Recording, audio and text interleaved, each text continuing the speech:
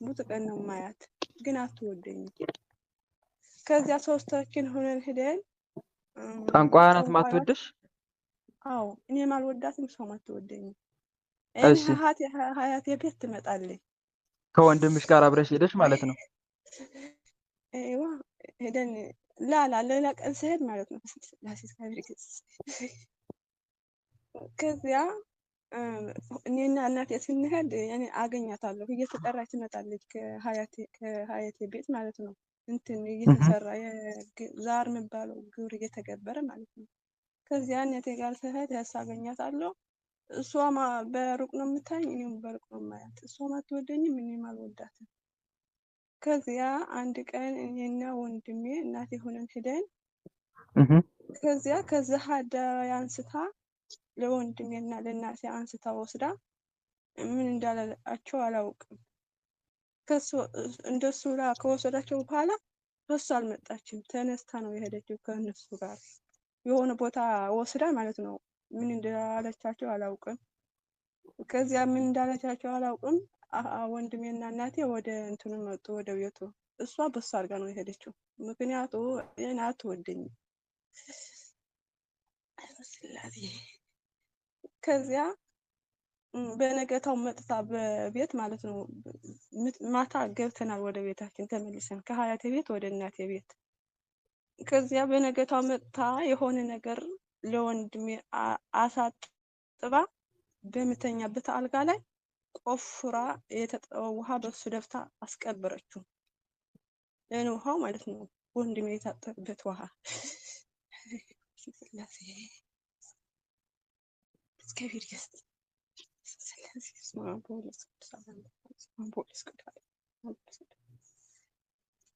ይሰማል አይደል ወንድማችን? አዎ እየሰማሁሽ ነው። ከዚህ አንድ አድርጋ በምተኛበት አልጋ ላይ አንስታ የታጠበ ውሃ አስቀበረችው። ከዚያ የሆነ ህልም አሳይተኝ ነበረ ለእኔና የሆኑ በሆነ በኋላ በተወሰነ ቀን በኋላ እኔ ያኔ ወንድሜ ታማሚ ሆነ። እኔ በጣም አሁንም ህመም እንትን አላለውም ግን ትንሽ እንትን ውለታልና ታማሚ ሆነ ነበረ። ከዚያ የተቀበረበት ቦታ ሆኖ በህልሜ ምንድነው ያሳየኝ? እሱ ሆኖ ስሳቃ ያየሁት። እኔ አደባባይ ብዙ ሰው አለ እሱ ግን የተቀበረበት ቦታ ሆኖ ስሰቃይ የኔ ሰው ታሞ ይሰቃያል አይደለ? ስሰቃይ ነው ያሳየኝ በህልሜ ማለት ነው። ወንድምሽ ማለት ነው? አዎ ያ ታጥቦ የተደፋበት ቦታ እሱ ላይ ሆኖ ስሰቃይ እኔ ብዙ ሰው ነው በመሀል አደባባይ ስሰቃይ ነው እንትን ያልኩት። ከዚያ ምንድነው ወንድሜ መሆነ ነው ስገባ ስል የአባቴ እህቱ ምትቆርዋለች። ከዚህ አደባባይ ላይ ተነስታ ተይ እኔ አትሂጂ አታስገድፊው እየተመረመረው ነው አለችኝ ማለት ነው። ስላሴ ከዚያ እኔም አልገባሁኝ። እንደሱ ስትለኝ ዝም ብዬ ነው ተውኩት። ከዚያ እንደሱ ስትለኝ እኔም ደንግጬ ከእንቅልፍ የተነሳሁኝ ማለት ነው። ከዚያ እኔ ደግሞ አስወጡት እንዳልል ያው ቤተሰብ ብዙ አልገባቸውም። እኔ የራሴ ስያዝ ማለት ነው አስወጣለሁ የዝም ነው ያልኩት። አሁን ጥያቄ የሆነብኝ ግን ምንድነው እንደሱ ብዬ ዝም ያለሁኝ አሁን አንተ ስትገባ ወይ መናፍስ ስታስር ወንድሜ ስሰቃየው የነበረ ለኔ እንደ እንቅልፍ እያደረገ እንደሱ እያለ እያሳቃየኝ ነው። እኔ እንደ ልቅሶ ማለት ነው እንደሱ እያደረገ እንትን ስላለኝ ነው ጥያቄ የሆነብኝና እስቲ የኔ ሳይታሰር በሱ ህጌ ማስወጣት አለብኝ ወይም ግድ የራሴ መያዝ አለብኝ ነው ጥያቄ የሆነብኝ። ደግሞ ወደ እኔ መጥቶ እንደሱ የምለው ምን ስለሆነ ነው ለማለት ነው። እና እስቲ ከዚህ ትንሽ ጥያቄ ብትመልሽልኝ በስመ ስላሴ እግዚአብሔር። እስቲ ቆይ አንዴ። በስመ አብ ወወልድ ወመንፈስ ቅዱስ አሐዱ አምላክ። በስመ አብ ወወልድ ወመንፈስ ቅዱስ አሐዱ አምላክ። በስመ አብ ወወልድ ወመንፈስ ቅዱስ አሐዱ አምላክ። ቅዱስ እግዚአብሔር፣ ቅዱስ ኃያል፣ ቅዱስ ሕያው፣ ቅዱስ ኤልሻዳይ፣ ቅዱስ አዶናይ፣ ቅዱስ ጸባኦት፣ ቅዱስ ያህዌ፣ ቅዱስ ኢየሱስ፣ ቅዱስ ክርስቶስ፣ ቅዱስ አማኑኤል በአብ በወልድ በመንፈስ ቅዱስ ስም በኃያሉ በመድኃኔዓለም ስም በቅድስት ድንግል ማርያም ስም በቅዱስ ሚካኤል በቅዱስ ገብርኤል በቅዱስ ሩፋኤል ስም አንተ መተት ውስጥ ያደፈትክ በወንድሟ በኩል የተደገምክ መተት የዛር መንፈስ ማይክሽን ክፈች እህቴ፣ ክፈች ማይክሽን አትዝጊው። እሺ በመድኃኒዓለም ስም አንተ መተት ውስጥ ያደፈትክ መተት በኃያሉ በመድኃኒዓለም ስም በቅድስት ድንግል ማርያም ስም መተት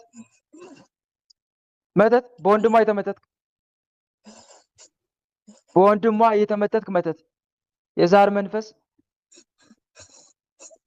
አንተ በቅድስት ድንግል ማርያም ስም በቅዱስ ሚካኤል በቅዱስ ገብርኤል ስም ማን ነው ውስጥ ያደፈትከው? እሺ እህቴ ይሰማል? ይሰማል። እሺ ልቧ መልስ። እህት አለምዬ ዞሮ በወንድምሽ በኩል የተደገመ መተት ነው። የእድል መተት ይሆናል። ምናልባት የእድል መተት ግልጽ ነው አይደል? እና ዞሮ ከእሱ ላይ ደግሞ ለማንሳት መጀመሪያ የአንቺ መንፈስ መቆጣጠር ግድ ይላል። አንቺ ጋር ያሉትን መናፍስቶች እየሰማሽ ከሆነ ይሰማል አይደል?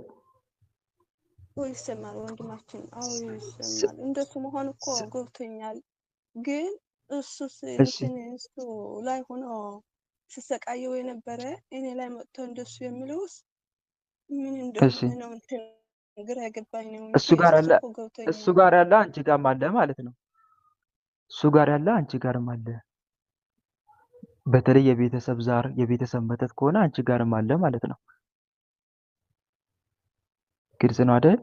ሁለተኛ ደግሞ እሱን በጸሎት ታስቢው የለ ስምሽን ደግሞ ጻፊ። እሺ ስመ ክርስትና ወለተ ማርያም ከሆነ ወለተ ማርያም፣ ወለተ ሚካኤል ከሆነ ወለተ ሚካኤል ብለሽ ጻፊ፣ ለመጥራት እንዲመች ማለት ነው። እና ዞሮ አንቺ በተለይ በጸሎት የምታስቢ ከሆነ እሱ ጋር ያለ መንፈስ ደግሞ አንቺን እየመጣ ይቃወማል። እሱ ጋር ያለ መንፈስ አንቺ ጋር ይመጣና ይቃወማል። በተለይ በጸሎት የምናስባቸውን ሰዎች ማለት ነው። ግልጽ ነው። እሱ ጋር ያለ መንፈስ አንቺ ጋር እየመጣ ይቃወማል። በተለይ ወንድሜን ጠብቅልኝ፣ ወንድሜን ለአንተ አሳልፌ ሰጥቻለሁ የምትይ ከሆነ ለምን ትጸልይለታለች ብሎ በበቀል ይመጣል ያ መንፈስ። ግን እሱ ጋር ያሉትን መናፍስቶች ለመቆጣጠር መጀመሪያ ከሱ ወደ እኔ መጣችሁ የምትፈታተኑኝ መናፍስት ስራችሁን አቁሙ፣ ራሳችሁን አጋልጡ፣ ውጡና ታሰሩ እያልሽ መቀጥቀጥ አለብሽ። በየጊዜው ማለት ነው፣ ጠዋትና ማታ። ግን አሳልፈሽ መጀመሪያ ለመድኃኒዓለም ስጪ። ጌታ ሆይ ወንድሜ ላይ ያሉትን መናፍስት በሙሉ ያዝልኝ፣ እሰርልኝ ብለሽ መጠየቅ አለብሽ፣ እግዚአብሔር አምላክን ማለት ነው። ከዛ በኋላ መናፍስቱን ረፍሳ ስጪ፣ ጠዋትና ማታ መቀጥቀጥ። የወንድምሽንም ስመ ክርስትና እጅሽ ላይ ጽፈሽ መስገድ። ያንን አድርጊ። ከዛ በጊዜው ይታሰራል። ይሄ ነው እህቴ። ያልገባሽ አለ ሌላ? ገብቶኛል ወንድማችን። እሺ አመሰግናለሁ። ገብቶኛል። ለምን እንደመጣ ብዬ ነበረ ማለት ተረድተኛል። እሺ አመሰግናለሁ። የምትጸልይ ከሆነ ለምን አይመጣም እህቴ? ታስቢው የለ በጸሎት እኮ የምታስቢ ከሆነ ደግሞ እሱ ጋር ያሉት መናፍስቶች እኮ ይሰቃያሉ እኮ ይቃጠላሉ። አንድም ደግሞ እሱ ማየትሽ በሁለት ነገሮችን ያሳያል። አንደኛ እሱ ፈተና ላይ መሆኑን፣ ሁለተኛ ደግሞ ከሱ የመጡ መናፍስቶች እየተሰቃዩ እንደሆነ ወይም ደግሞ ስራ መስራት እንዳልቻሉ። ግልጽ ነው አይደል? በዚህ ሁኔታ ነው ልትረጂ የሚገባው። አንደኛ እየተፈታተኑት ነው፣ ሁለተኛ ደግሞ በአንቺ ጸሎት አንቺ በምትጸልይለት አማካኝነት እረፍት እያጡ ነው ማለት ነው። ከዛ አንፃር ነው ወደ እኔኑ ባትያቸውም ብትያቸው ለሱ እንዳትጸልይለት አንቺ ጋር መጥተው መፈታተናቸው አይቀርም መናፍስቶቹ። ይሄ ነው እህቴ። እሺ አሁን እኔ ላይ እየመጣ የሱ ስራ ማንጸባርቀው የኔ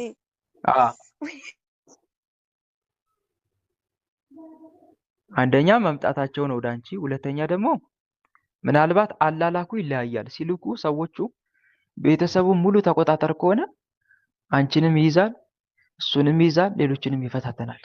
እድላቸውን ንጠቅ ከተባለ ማለት ነው ሁላችሁንም ይይዛል። ሁለተኛ ደግሞ እሱ የሚፈታተኑ ከሆነ ደግሞ አንቺ በጸሎት የምታስቢ ከሆነ መንፈሱ አንቺ ጋር እየመጣ ይዋጋል። መተቱ ብቻ ሳይሆን ዛሩም ጭምር ማለት ነው። ዛሩም ራሱ ዛር ከሆነ ደግሞ ሁላችሁንም ይይዛል። አንቺን ብቻ እሱን ብቻ ሳይሆን እና አንቺ ጋር እየመጣ የሚያሳየው ለምንድን ነው? ያ መንፈስ ከሱ ወደ አንቺ መምጣቱን ነው የሚያሳየው። እና ጠዋትና ማታ ቀጥቅጭ። እሺ፣ እሺ ይሄን አድርጊ። አመሰግናለሁ። ግን መቆፈሩ ያኔ የራሴ እስከሚያዝ ይቆይ ማለት ነው ወይ ላስቆፍረው? አልገባቸውም። ገና ናቸው አዎ፣ እነሱ አልገባቸውም። አሁንም ማስቆፈር ይቻላል። ብታስቆፍሪ እንደውም መልካም ነው ብታስወጪ። ደስ ይላል አይደለ? ምክንያቱም ይታደሳላ፣ ቢያዝም ይታደሳል እስካልወጣ ድረስ። እሺ፣ ግልጽ ነው አይደል? ይሄን አድርጊ። ወንድማችን እሺ፣ ጸጋውን ያብዛልህ፣ ቃለ ሕይወት ቃለ በረከት ያሰማልኝ። አባት የቅዱስ ዑራኤል እውቀትና ጥበቡን ያድልልኝ። አመሰግናለሁ። አሜን፣ በመድኃኒዓለም ከክፉ ይጠብቅልኝ። አሜን፣ አሜን። በነገራችን ላይ እጣቢ ብዙውን ጊዜ ሰዎች ሰውነታቸው የሚያጡ ለምንድን የእድል መተት ነው። እድል ለማዘዋወርም ጭምር ነው። የእድል መተት እድል አዘዋውር ተብሎ ከተላከ አንድ ለምሳሌ ምን ይደረጋል መሰላችሁ? ከአንዱ ወደ አንዱ መተት ለማዘዋወር ከሆነ የዛን ሰው እድል ወደ አንዱ ለማዘዋወር ከተፈለገ ለምሳሌ አንዱ በአንዱ እንዲያጥበው ራሱ እንዲያጥበው ሊያደርግ ይችላል። አንዲት እህቴ እንደዚህ ገጥማኛለች። ትልቅ ልጅ ናት እና እጠቢያት ትባላለች። ደግሞ የራስ ወገን ዘመድ ማለት ነው። በዛ አማካኝነት ከዛ ከጊዜ በኋላ ልጅቷ እየፈዘዘች መምጣት ትጀምራለች። በዚህ አማካኝነት እድሏን እንዳለ በሙሉ ወስደው ማለት ነው። ከጊዜ በኋላ ነው መጀመሪያ ነክታ ስትፋለም መናፍስቶችን ያዘቻቸው እና በዚህ እንዲህ አይነት ነገር ብዙን ጊዜ የሚደረገው የእድል መተት ነው። እድል ንጠቅ ወይም ማዘዋወር ተብሎ ሲላክ ማለት ነው። እሺ፣ ተራ ቁጥር 4 ወለተ መስቀል። ወለተ መስቀል ተሰጥቶሽ ነው? አልጠራውም። ቅድም ጠይቼ ነበር አይደል? አሃ፣ እሺ፣ ቀጥይቲ።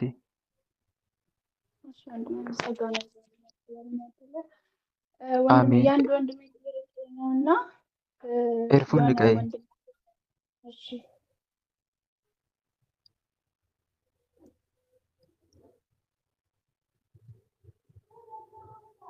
ይሰማል? አዎ ይሰማል። አንድ ወንድሜ ጥያቄ ነው እና ጸበል ቦታ ሲሄድ ማለት ነው የሆነች ሴት አገኘችው። ከዛ እሺ፣ የምትጠመቅ ናት። ቀረበችውና አናገረችው። ከዛ በኋላ ተዋወቀችው ምናምን። መጨረሻ ላይ መንፈሱ እሷ መንፈስ አልተጋለጠላትም፣ ግን እኔ አውቃለሁ ነው የምትል። ያንተን መንፈስ ይሄ ነው የሆነብህ ትለዋለሽ። ሰውየውም መንፈስ አልተጋለጠለትም። ከዛ በኋላ ቀረበችውና እኔ አንተን እያስኩት ነው ይሄ ያለ ብላ በሙሉ ቤተሰቦቹንም መተት አድርገውባል፣ ጓደኞችን መተት አድርገውባል። እየቀረበች ሄደች። ቤት ኪራይ እየከፈለላት እንደገና እሱ ደግሞ እሷን አመነና እኔ አንተን መንፈስ ይይዛለሁ፣ እሱ በገንዘብ ይረዳታል። ከዛ እንዲሆን እያለች ብዙ ነገር ትነግረዋለች። ከዛ ባለቤቱ ጋር እንትን እንዳይሉ አደረገች፣ እንዳይቀራረቡ መንፈሱ እስኪጨርስላችሁ እያለች እንደዛ ካለች በኋላ መጨረሻ ላይ አንድ ቦታ ወሰደ። እሱ እየተጠራጠረ መጣ። እንዴት እስካሁን በህይወቱ ላይ በጣም እንደውም ገንዘቡ እየጠፋ ምናምን ሄደ። ከዛ መጠራጠር ሲጀምር እሷን የሆነ ቦታ ባታ ተጠርታችኋለች፣ ባታ ለማርያም ጠርታችኋለች ብላ የሆነ ጫካ ቦታ ወሰደቻቸውና አንደኛ እንትኑን ማቋሚያውን አዘቅዝቃ ጸሎት አስደርጌልሃለሁ አለችው። ሁለተኛ ነገር ደግሞ ሻማና ጧፍ ሰጠቻቸውና ባለቤቱን እሱን እህቱን ሰጠቻቸውና ያንን ሻማ ስታበረው ቅዱስ ሚካኤል፣ ቅዱስ ገብርኤል እና እመቤታችን ቅድስት ድንግል ማርያም ትወርዳለች። ልክ እኔ ወረደች ስላችሁ እናንተ እልል እያላችሁ ሻማውን አብርታችሁ ተጎንብሳችሁ እልል በሉ ብላ እንትን አለቻቸው ማለት ነው። ከዛ እነሱ ደግሞ እሷ እንዳለችው አደረጉ። መጡ ስትላቸው እልል አሁን ቅዱስ ሚካኤል ቅዱስ ገብርኤል መጥተው ነበር እንደዚህ ብሎ አለኝ ብላ አለቻቸው። እና እሱ ደግሞ ያለበት ህይወት በጣም ትንሽ አስቸጋሪ ነው። ባለቤቱንም እስከ ማለት በቃ እስከ መረቅ በጣም ነበር የሚወዳት። ባለቤቱ ደግሞ ሰውነቷ እየተበላሸ ሄደ፣ እየወፈረች ምናምንና እሷን እንትን አላት፣ ብዙም አይፈልጋትም። እሷ የትም ቦታ ስትሄድ ይዘው ትሄዳለች። እሱን ስራውን አስቁመዋለች። ገንዘብ ደግሞ ሳያውቀው በቅርብ ጊዜ ብዙ ገንዘብ ከአካውንቱ ወጥቶ የት እንደላከው አያውቅም። እየተጎሰቋቆለበት ነው ኑሮ። እሷ ደግሞ ልትለቀው አልቻለችም። እሱም ደግሞ ስንነግረው አይሰማም። ስንመክረው እንደውም ከእህቱ ላይ መንፈስ እሷ እንደዛ ካደረገች በኋላ ቅዱስ ሚካኤል ቅዱስ ገብርኤል መጣ ካለች በኋላ እህቱ ላይ መንፈስ ጮኸ ተብሎ ሁሉንም ቤተሰቦቹን አሁን የባለቤቱን ቤተሰቦች በሙሉ እናንተ መተት አድርገውባቸዋል፣ ቤተሰብ ጋር እንዳይሄዱ መተት ተዘጋጅቶላቸዋል፣ በምግብ በመጠጥ ብላ አስቆመቻቸው። የእሱን ደግሞ በጣም ጓደኞቹ ለችግሩ የሚደርሱለትን በጣም ችግር ላይ ሆኖ ያወጡትን ጓደኞች እነሱን መተት አድርገውባቸዋል ብላ ብቻቸውን እናቸው። አሁን እነሱን ፈርተው ሰው የማይቀርቡ፣ ሚስትየዋ ደግሞ ስራ ማሰራም ቤት ውስጥ ዝላለች፣ ቁጭ ማለት ምናምን እንደዛ ነው። ወንድሜ ይቅርታ ጥያቄ አበዛብህ። ይሄን ነው። መልካም እሺ። ግን ስትቀርበው በምን ምክንያት ነበር የቀረበችው? በጓደኝነት አይደለም አይደል? እሱ ትዳር አለው አይደል? እንደነገርሽኝ ከሆነ የራሱ የሆነ ትዳር አለው። ግን ስትቀርበው ዝም ብላ እንዲሁ በጓደኝነት ወይም ደግሞ በመንፈሳዊ እህትነት ነው የቀረበችው? አዎ በመንፈሳዊ እህትነት ብላ እሱ ከተቀመጠበት ሄደችና ከጎኑ ቁጭ አለች። ከዛም በኋላ ያንተ እንደዚህ ችግር አለ። መጀመሪያ ተዋወቀችው፣ እንደ ሰላምታ ምናምን አቀረበችለትና ከዛ ስልክ ተለዋወጡ። ስልክ ለወጠችው። እኔ ልክ እሷ መንፈሳዊ ሆና ነው አለባበሷን በጣም የምትናገረውም ቅዱስ ጥሩ ነገር ነው፣ ስለ ቤተክርስቲያን ነው። እሱ ደግሞ ጠንካራ ነበር እና በዛ ተዋወቀችው። ከዛ እያደር ተዋወቀች። ከዛ ቤት ኪራይ እየከፈለ እሱ አሁን ቤት ኪራይ ይከፍልላታል፣ እሷ ደግሞ መንፈሳችሁን ያስኩላችሁ ትላለች። ግን ቤተሰብ ጋር በሙሉ ተቆራርጠዋል። ይቅር የቅርብ ጓደኞቹን፣ ወንድሞቹን፣ እናትህም አባትህም አዘጋጅተው ባህል መተት እያለች በጣም አራርቀዋለች። እሱ ደግሞ በዚህ በጣም ልቡ ተመርዟል። እኛ ስንነግረው ስንመክረው አይሰማም። በቃ ስደርስበት እደርስበታለሁ ይላል። እሱ መንፈስ አልተጋለጠም፣ የራሷ መንፈስ አልተጋለጠም። ግን እሷ እንደ ትንቢት ነው እንደዚህ ሆነ ብላ የምትነግራቸው ማለት ነው።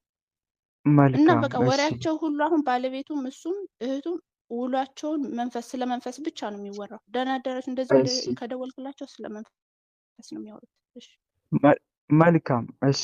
በነገራችን ላይ የት ወንድሞች እዚህ ጋር ማወቅ ያለብን አንድ ነገር አለ። ምንድነው ካላችሁኝ የመናፍስት ውጊያ ሰው ላይ ሳይሆን አጋንንት ላይ ሳይሆን ሰው ላይ እንድናተኩር ካደረገን ውጊያችን መንፈሳዊ ሳይሆን ስጋዊ ወደ መሆን ተለውጧል ማለት ነው። ግን እዚህ ጋር ለሁላችሁም ጥንቃቄ እንድታደርጉ ነው።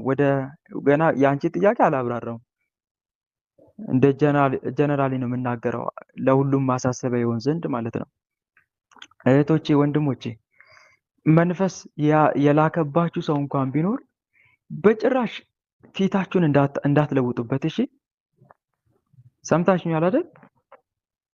ፊታችሁን ጭራሽ እንዳትለውጡበት።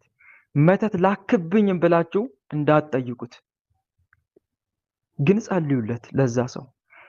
ሌላው ደግሞ ከመጀመሪያ የነበራችሁትን ፍቅር እንዳታቀዘቅዙ ከዛ ሰው ጋር። ግልጽ ነው አይደል? እንዳታቀዘቅዙ። እንዳላከባችሁ አድርጋችሁ ነው ማሰብ ያለባችሁ። ምክንያቱም ውጊያችን ከሰውየው ጋር አይደለማ። ውጊያችን ከማን ጋር ነው? ከጠላት ጋር ነው አይደል? ከዲያብሎስ ጋር ነው እንጂ ከዛ ሰው ጋር አይደለም። አንድ መረዳት ያለብን ነገር ይሄ ነው። እንደዚህ ማናደርግ ከሆነ ያንን ሰው ምንሸሸው ከሆነ ወይም ደግሞ ልክ መተት ልኮብኛል ብለን ለዛ ሰው አመለካከታችን ሙሉ ለሙሉ ካቀየርን በጠላትነት መመልከት ከጀመርን ተጠቃሚው ማን ነው? እስቲ ንገሩኝ። አጋንንት አይደለም? ተጠቃሚ እኮ አጋንንት ነው። ምንድነው ማድረግ ያለብን? ያንን ሰው እንደውም ከመጀመሪያው በፍጹም ልባችን ነው መውደድ ያለብን። ሁለተኛ ደግሞ ለዛ ሰው አብዝተን ነው መጸለይ ያለብን። ሄደን ግን መተት አድርገብኛል፣ መተት አድርገሽብኛል በሚል ከዛ ሰው ጋር ያለንን ፍቅር ምናቀሰቅስ ምንለያይ ከሆነ ይሄ ችግሩ ከኛ ጋር ነው ማለት ነው።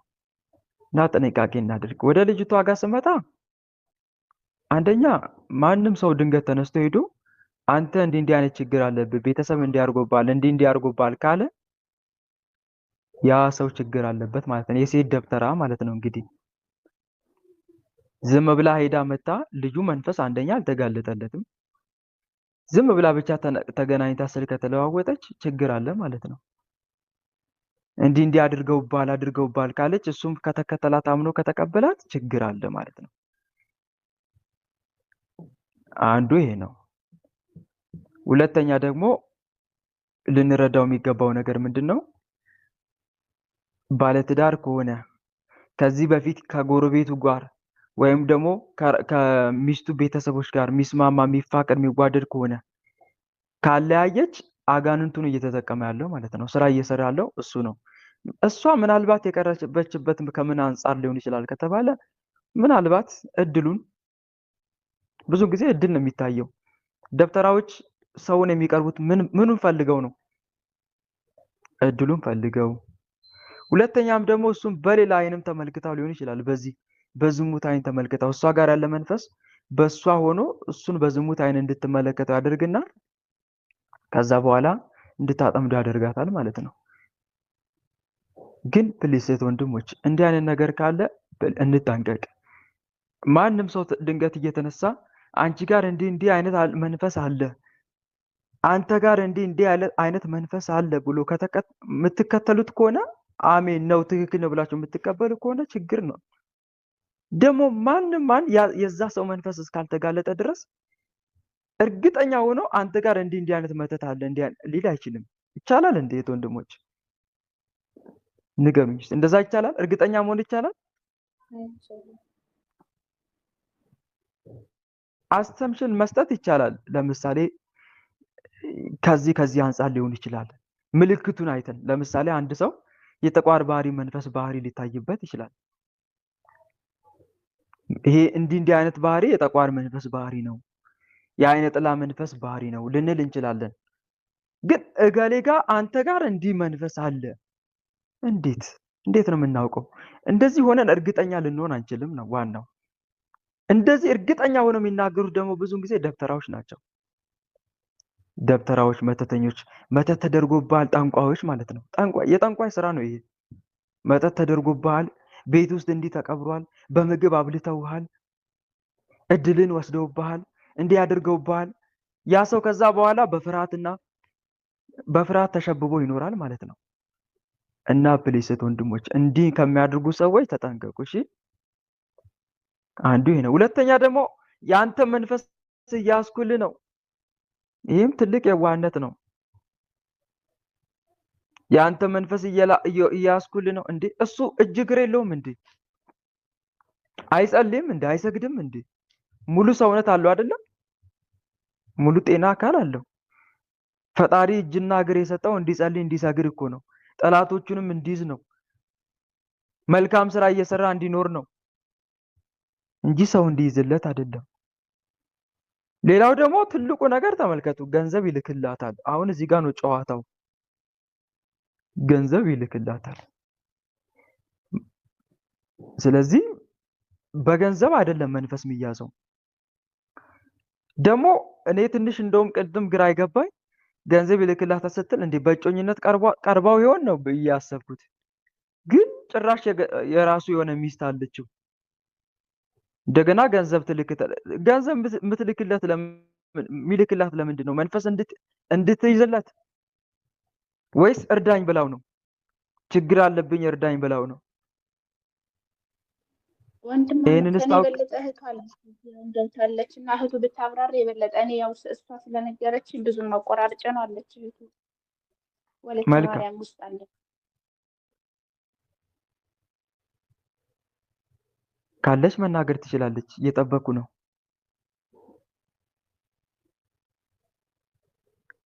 ከሌለች ግን ዞሮ ገንዘብ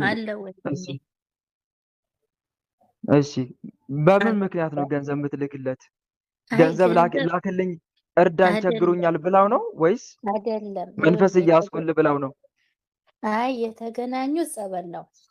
ጸበል ተገናኙ፣ አጋጣሚ ሲሄድ ማለት ነው። ከዛ አውቃ ሄዳ አጠገቡ ቁጭ አለች እና ከዛም በኋላ እንደ ሚስኪን ነገር ሆነች። ሁለት ልጆች ይዛ ሄዳለች። ከዛ ልጆቹ ማልቀስ ጀመሩ። ምን ሆነሽ ነው ምናምን ሲላት አይ እኔ መንፈስ እያስቸገረኝ ነው እንደዚህ እያለችው ከዛ ልጆቼም እየተራቡብኝ ነው ብዙ ምግብ እንትን ይቸግረኛል እና ምን ችግር አለ እረዳሻለሁ በቃ ብር ነው የምትፈልጊው ዳቦ የሚገዛበት ብር ነው የምትፈልጊው እሰጥሻለሁ ምናምን ይላታል። ከዛ አውቃ የዘኑ አይ እግዚአብሔር ይስጥክ እያለች መንፈስ እንዳለበት ሰው ሆና መጮህ ነገር ጀመረች አውቃ ማለት ነው። ከዛም በኋላ አውቃ ወይኔ አንተ ተይዘሃል እኮ ተጠምደሃል እኮ አላወቅም እንጂ ግን ፈጣሪ ደርሶልሃል እንደ ማለት ነገር አድርጋ አውቃ ደግሞ መለስ አለች። እንደዚህ ይሄንን ብቻ ብላ እንደ መለሳት ነገር ሆነች። ከዛ ጓደኞቿ የእሷ ተባባሪ ደግሞ ሌሎቹ ጓደኞቿ አሏት። ከዛም በኋላ እግዚአብሔር ይስጥክ እረዳሻለሁ ያልካት ኧረ ጥሩ ሰው አገኘች። ስለዛ አሁን መንፈሱ እንደዚህ ሁሉ ያደርጋታል ምናምን ብሎ አውቆ ሸወዱት። እሱ እውነት ነው የመሰለው። ከዛም በኋላ እኔን ሁላ ጠይቆኝ እንደዚህ ብር የምትፈልግ ልጅ አለች እርዳታ የሚያስፈልጋት ስለ እኔ ራሱ ልኬላታለሁ ባለማወቅ ማለት ነው። ግን መጨረሻ ላይ ልትለየው አልቻለችም። በቃ ሁሌ ከኋላው እንደ ጸበል በሄደ ሰዓት ከሱ ጋር ትከተላለች። ከዛም በኋላ ቀስ በቀስ እያለች ደረሰን። እሱ ጸበል ሊጠመቀው የሚሄድበት ሰዓት አሁንም ተከተላ ቤት ነው የምትገባው ጸበል ከሱ ጋር ጭራሽ ልተው አልቻለችም። መጨረሻ ላይ እኔ እኮ እንደዚህ ጓደኞቿ ምን ብታል እሷ እኮ የሰው መንፈስ እየሳበች ትረዳለች። ያንተ መንፈስ ያልተጋለጠልህ ነገር ከሆነ እሷ ትረዳሃለች። ምንድነው ችግር ካሉት እንደ ጥሩ ሰው ሆኖ ቀርቦ ማለት ነው። ከዛ እኔ ሚስቴ እንዲህ ነገር ችግር እውነትም ችግር አለ ልጁ ጋር ማለት ነው። ከዛ ሚስቴ እንዲህ ችግር አለባት መንፈሱ ግን አልተጋለጠም እና ግራ ገብቶኛል። ብዙ ጸበል ሄዳለው ምንም ሊጋለጥ አልቻለም። በቃ እንደዛ ከሆነ ይቺ ልጅ በደንብ አጥብቃ ያዛትና እሷ ትረዳሃለች እና መንፈስን እሷ ላይ ሆኖ ትስብልሃለች ምናምን ነገር ብሏል። እሺ ይላል። ከዛ እሱ የቤት ኪራይ መክፈል ጀመረ እያገዛት። እሷ ለካ አውቃ በቃ ከብዙ ሰው ጋር ቀያይመዋለች። መንፈሱ ልክ መንፈስ እንዳነሳበት ትሆንና አንተ ከልንድ አድርጎባል። መጨረሻ ላይ ደግሞ ይሄ ሁሉ እያለችው ሩቅ ቦታ ቤተክርስቲያን የት እንደሆነ ብቻ ረሳሁት ና እንሂድ ብለው ይዘው ትሄዳለች። ጫካ ውስጥ ነው። ከዛም በኋላ አሁን ምንድነው ያንተ መተት ያደረጉብህ ሰዎች እዚህ ጋር ቃል ማላ ይደረግባቸዋል። ይሄ መቆቢያ ነው የሚባለው እንዴት ነው የተደግፈን የምንቆምበት እንደ ዱላ ምንድነው የሚባለው? እሱ መቋሚያው ይዘቅዘቅና ጸሎት ይደረጋል ትለዋለች። እሺ ተብሎ ግማሽ ተሰብስቦ ነው የእሷ አጀቦች ምን አላውቅም ሰዎች ሰብስባ መቋሚያ ዘቅዝቃ ጸሎት ታስደርጋለች። በሰዎቹ ላይ ውገዛ ማለት ነው። እንደዚህ መተት የሰሩበት ሰዎች ክፉ እንዲደርስባቸው ያንን አደረገች። ከዛ ደግሞ ክፉ እንዲደርስባቸው ማለት ነው ጸሎት የተደረገው። ከዛ በኋላ ደግሞ ያንን ከተደረገ በኋላ ደግሞ አሁንም ቆይቶ እሱ አመት ሙሉ አያት። ተው አልኩት ይቺ ልጅ ደፍተራ ነች። እኔ እናንተን ትምህርት ስለምሰማ አውቃለሁ። ተው ግን ይቺ ልጅ ደፍተራ ነች ራቃት ስለው በጣም ጥሩ ሰውን ያገኘሁት አረቃትም አለኝ። ሚስቱ ደግሞ ፊቷ እንዳለ ግልብጥ ብሎ ጭራሽ በቃ ሳምባ መሰለ ፊቷ ለየት አለ። በቃ ልትወልድም ብላ አልቻለችም። በቃ ብዙ ነገር ተሰነካከለባት። ከዛም በኋላ ተው ከዚች ልጅ ራቅ፣ አንተ የእናንተን እድል እየቀማች ነው የእሷን እድል እየቀማች ነው ብዬ ብዙ ነገር ብነግረው ሊገባ አልቻለም። መጨረሻ ላይ ታውቁት። ከዛ ባለፈ በቃ አሁን አንቺ መከርሽኝን እውነት ነው ብሎ አሰበና ለብቻው ቀኑ ሙሉ ምን ሲያስብ ዋለ። ከዚች ልጅ ጋር በቃ መራቅ አለብኝ። ከዚህ በኋላ ይቺ ልጅ ርቃታለሁ። እኔ የተሳካልኝ ነገር የለም። ብዙ ነገር እየተሰነካከለ ነው። ከዚች ልጅ ከራኩ እውነትም ወደ ራሴ ልመለስና ለብቻዬ ጸሎት ላድርግ ብሎ ቀን ሲያስብ ዋለ። ማታውኑ ምን ትለዋለች? ቀን ሲያስብ ውሎ ማታ ቤቱ ከገባ በኋላ ትደውልና ነገ በጠዋት ባታ ማርያም እንገናኝ እና ባታ ማርያም ኑ ቤተሰብን ወይትን ወይ ጓደኞችን አንድ ሰው ይዘናና የሚገለጥልን ነገር አለ ብለሃለች።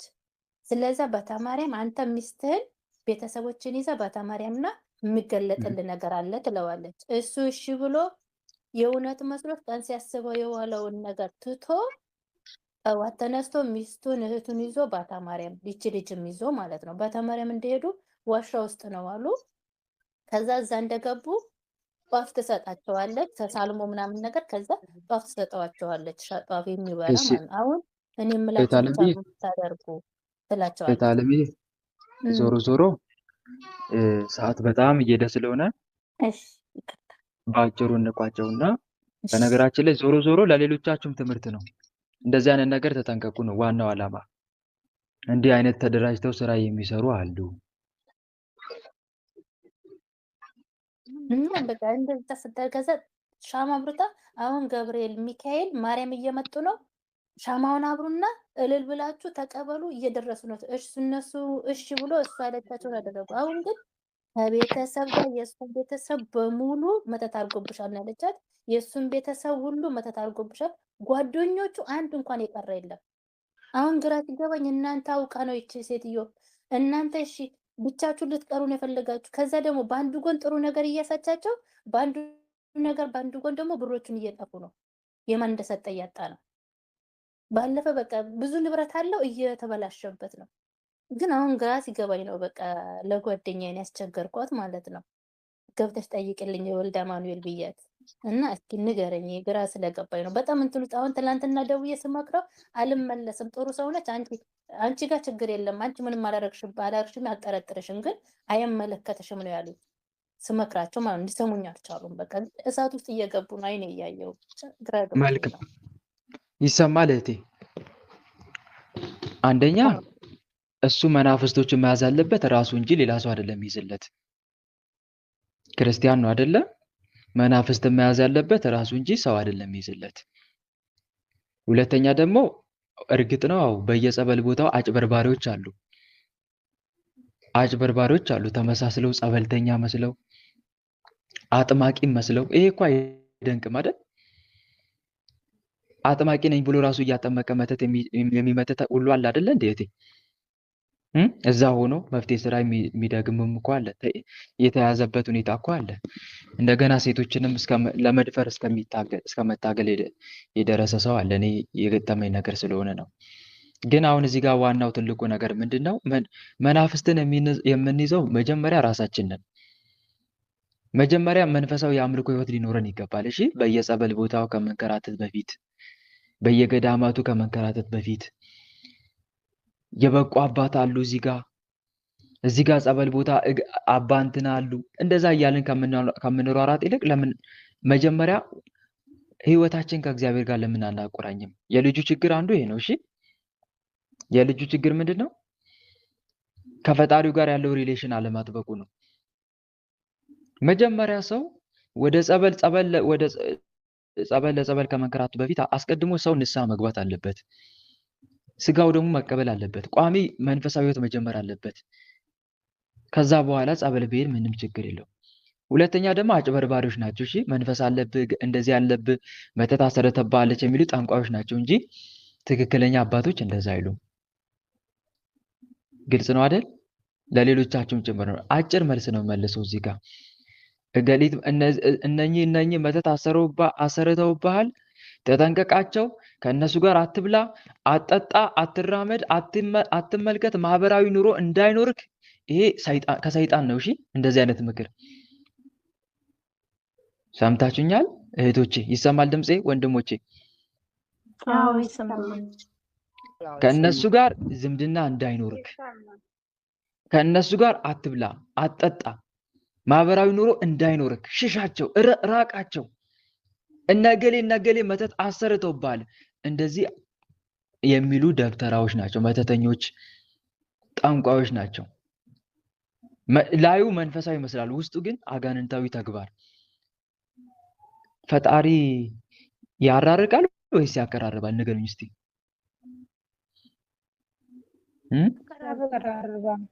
ለጠላቶቻችሁ ጸልዩ ነው?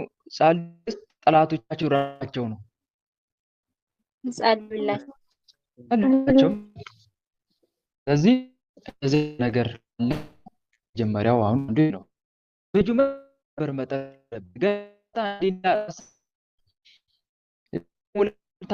ሲሆን ገና ስትከተል እነኚህ ሁሉ ቤታችን ስለዘ የነበሩ የእነሱ ስራ ዞሮ እዚህ አይነት ኃላፊነት ራስህ ጋር ያሉት መናፍስቶች የምትይዘው ራስህ ነህ። ግን ዓለማዊ ያሉን ለማቃለል ከመነሳት በፊት አስቀድመህ ንስሐ ገባ፣ ተቀበል። ቋሚ መንፈሳዊ ቤት መጸለይ መስገድ ገስ አስባከ ቀጥቀጥ ጀምር በዩ ከዛ ያኔ ጠላቶቹ መያዝ ይጀምራል። በእንደዚህ አይነት ምክንያት ደግሞ የምታንከራትተው ከሆነ በሰላማዊ መንገድ አይ ይቅርታ አድርግልኝ ከዛሬ ጀምሮ እንደዚህ አይነት ነገር አላደርግም፣ አልሄድም፣ አልመጣም፣ አለቀ። እዚህ የበቁ አባቶች አሉ፣ ጸሎት ያደርጉላል። አይ አልፈልግም፣ መጀመሪያ የራሴን መንፈሳዊ ሕይወት መለወጥ አለብኝ፣ ከፈጣሪ ጋር መታረቅ አለብኝ። መጀመሪያ ነፍሴ መቻ ዳንጉኝና ነው ነፍሴን ላድን አስቀድሜ መጀመሪያ ፈጣሪን ወደ ቤቴ ልጋብዘው እንጂ በመንፈሳዊ ሕይወት ልጥራው እንጂ ወደዛ በመንፈሳዊ ሕይወት ሳልጠራው ነው እንዴ ጸበል ለጸበል መንከራተተው? አልሄድም። በየዋህነት ጸጉሩን እየሸለቱ ዝም እንደሚል በግ የዋሆችን ነው። ነገር ግን እግዚአብሔርን ከዚህም ከዛም ማገኛለሁ በማለት በየቦታው የምንንከራተት አንሁን ብለዋል አንድ አባት። እውነት ነው፣ ትክክል ነው። የብዙ ሰው ችግር ደግሞ በየጸበሉ መንከራተቱ ነው። የለም እኮ ግን መንፈሳዊ ሕይወት የለም። እሱ ጋር ንስሐ አልገባ፣ ስጋው ደሙን አልተቀበለ፣ ፈጣሪውን በሰዋዊ አይጠይቅ፣ መንፈሳዊ ሕይወት የለው። ግን ችግር ሲገጥመው ጸበል ለጸበል ይንከራተታል ማለት ነው። እዚህ ጋር የበቁ አባቶች አሉ። አባ ገሌ እንዲህ አይነት መንፈስ አለብህ ጸልይ፣ ስገድ ብለውኛል። በቃ ያንን አምኖ ይቀበልና ተከታይ ሆኖ ቁጭ ይላል ማለት ነው። እና እንጠንቀቅ ለማለት ያክል ነው። ስለዚህ ይሄ የሚታወቅ ነው እህቴ። ይሁን አንድ ነገር ብቻ ልንገር። ሌላው አሁን ደግሞ እተዋታለሁ ያለ ቀን ማለት ነው። እሺ ይኸውልህ አባቴ እተዋታለሁ ያለ ቀን ማለት ነው። ጠዋቱ ባታ ማርያም ና ያለችው ቀን እህቱ ላይ ምን እንዳደረገች ታውቃለህ? እህትየው መጀመሪያ ምንም የምትለፈልፈው ነገር የለም። መንፈሷን የሱ አልተጋለጠን ነበር፣ የሱ እህት ማለት ነው። አውቃ ይሄንን ማታ ቀኑን ሳትውሎ ማታ ነው ያለችው ቀን ጠዋቱ እህትየው መንፈስ አዋርታት ይሆን አላውቅም። ልክ ማርያም ገብርኤል መጡ እልል ካለችው በኋላ እልል በሉ ብላ ከተቀበሉ በኋላ የልጅቷ እራሷ ማውራት ጀመረች እህቱ። አሁን እሷ የምታወራውን የነበረው መንፈስ የት ሆኖ እህቱ ጋር ሆኖ እህቱ ላይ ማውራት ጀመረ። ከዚያ በኋላ የእሷን ባታምኝ አለኝ እህቴ ላይ መንፈስ ማውራት ጀምሯል። ከዚህ በኋላ ከአንቺ ጋር ንግግር የለኝም ነው ያለኝ። እህቴ ላይ ያለው መንፈስ ነው እያወራ ያለው ነው ያለው። ገባ? ምን እህትየዋ እኮ መንፈሳዊ ሕይወት ከሌላት አንደኛ ጠቋር ስራውን ይሰራል። ጠቋር መንፈሳዊነትን የለመደ መንፈስ አይደለም፣ ስራውን ይሰራል። ይሄድና እሷ ጋር ሊጋለጥ ይችላል። በተለይ መንፈሳዊ ሕይወት ከሌላት ማትጸልይ ማትሰግድ ከሆነ እህትየዋ ራሱ። አሁን እዚህ ጋር ጥያቄ የምጠይቂው ልጁን ምን ብለሽ መሰለሽ? አንተ ጋር ያለ መንፈስ ለምን አልተጋለጠም እስከ ዛሬ? ግልጽ ነው አይደል? አንተ ጋር ያለ መንፈስ ለምን አልተጋለጠም? ለምን አልተያዘም እስከ ዛሬ ድረስ? ያልተጋለጠበት ምክንያትስ ምንድን ነው? ወለተ ማርያም ይሰማል አለው? ይሰማኛል እኮ። ለምን አንተ ጋር አልተጋለጠም? ይህ መንፈስ ችግር ካለብህ ለምን አንተ ጋር ተይዞ አልታሰረም? አንዱ ይሄ ነው ዋናው ትልቁ ነገር። እየመረጠ ነው እሷ እየሳበችልን ነው። አንቺ አይመለከትሽም። በፊት እሷን ነበር ጥላቻሽን፣ አሁን ደግሞ በእህቴ ላይ እየለፈለፈ ነው። አይመለከትሽም። በቃ ለምን የሚሄዱበት ሰበብ ሁሉ አለሱ አይዱ። እሺ እሷን ትታችሁ አልኳቸው ለብቻችሁ ሂዱና ለ7 ቀን ለብቻችሁ አንተና ሚስትህን ብቻ ሆናችሁ ሌላ ቦታ ሂዱና ተደብቃችሁ ንስሐ ገብታችሁ ጸሎት ጸልዩበት ይገለጥላችኋል ስላቸው አንቺ እሷ ጥላቻ አለሽ ነው ያሉት። እኔ እግዚአብሔር ወቅ በምን እንደሚመለሱ ጸልይላቸው፣ ጸሎት አድርጊላቸው፣ ልቦና እንዲሰጣቸው ስትመክሪያቸው ዝም ብለሽ ሳይሆን መምከር ያለብሽ ጌታዬ መድኃኒዓለም በአንደበቴ የሆነ ተናገር፣ ልቦናቸው መልስላቸው እያልሽ ጸልይና ጸሎት እያደረግሽላቸው ስመ ክርስትናቸውን እጅሽ ላይ ጽፈሽ እየሰገርሽ ከዛ በኋላ ስትመክሪም ደግሞ አንደበቴ ላይ አድርግ፣ እኔ በምናገርበት ሰዓት አንተ ተናገርና ልቦናቸውን መልስላቸው፣ ምክሬን እንዲቀበሉ አድርጋቸው እያልሽ ነው መምከር ያለብሽ እነሱ ማለት ነው። ይሄን እያደረግሽ ምከሪው፣ ያኔ ይመለሳል። አንቺ ግን በደንብ አድርገሽ ልትጸልይላቸው ይገባል። ምክንያቱም ተይዘው ነው ማይሰሙሽ አንቺ ምክር። ከዛ አንጻር ነው። ግልጽ ነው። ይሄን አድርጊ። ከአንቺ የሚጠበቀው በጸሎት ማሰብ። ቅዱስ ቁርባን የምትቀበይ ደግሞ ስመ ክርስትናቸውን ጽፈሽ ወይም ደግሞ ስመ ክርስትናቸውን እንዲሁ በቃልሽ ራሱ እያሳሰብሽ መቁረብ። ጌታ ሆይ ለእነኚህ ለሁለቱ ልቦና ስጣቸው፣ የአጋንንትን ሴራ እንዲረዱት አድርጋቸው። የአጋንንቱን ሴራ ምን አይነት ተንኮል እየሰራባቸው እንደሆነ ግለጽላቸው እያለች ተማጸኝ። ሰውን መክረሽው አልቀበል ካለ ጌታዊ እውነቱን ግለጽለት እያሉ ለዛ ሰው ከማሳሰብ ውጪ ምን ማድረግ ይቻላል? ንገረኝ እስቲ። ከዚህ ውጪ ምንም ማድረግ አይቻልም አይደል? እግዚአብሔር አምላክ ልቦና እንዲሰጣቸው ከማድረግ ውጪ አንደኛ መምከር፣ አንደኛ መጸለይ ለነሱ፣ ሁለተኛ ደግሞ እነሱ መምከር ሳያቋርጡ። ከዛ እግዚአብሔር የፈቀደ ቀን አንድ ቀን ወደ ልቦናቸው ይመለሳሉ። ምከረው እምቢ ካለ የሚባል ነገር አለ አይደል? አስተምሮ ሲደርስባቸው ያኔ ይመለከታሉ ማለት ነው። ለካ እህታችን ያኔ ስትናገር የነበረው እውነት ነው ይላሉ ወደ ልቦናቸው ሲመለሱ ማለት ነው። አሁን ግን ፈጽሞ ስለተያዙ ላይሰሙሽ ይችላሉ። ግን በጸሎት በርቺ እሺ። በደንብ በጸሎት ልትበርቺ ይገባል። እነሱ ላይ ከሚልኩት መንፈስ በላይ የአንቺ ጸሎት ይወስነዋል። ግልጽ ነው አይደል? ይሄን አድርጊ እህቴ። አሜን። እሺ ተራ ቁጥር 5 ነው 4 ነው አይደል? እሺ ከቲ እሺ በስመ ሥላሴ ጸጋውን ያብዛልን ወንድማችን። አሜን። እሺ ወንድምዬ፣ የኔ ጥያቄ ትንሽ ብዙ ነው፣ ግን ያው አስፈላጊ የሆነው ልጠይቅ። በጸሎት ዙሪያ ነው። እሺ እግዚአብሔር ይመስገን።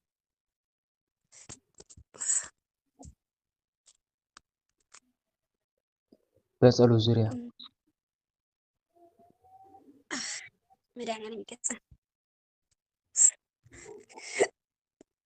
እሺ በአብ ወልድ በመንፈስ ቅዱስ ስም በኃያሉ በመድኃኒዓለም ስም በቅድስት ድንግል ማርያም ስም አንተ ውስጥ ያደፈ መተት አይነት ላ ቡዳ ይጋር መንፈስ ውስጥ ያደፈት አንተ በቅድስት ድንግል ማርያም ስም በቅዱስ ሚካኤል በቅዱስ ገብርኤል በቅዱስ ሩፋኤል ስም ውስጥ ያደፈት ማን ነው?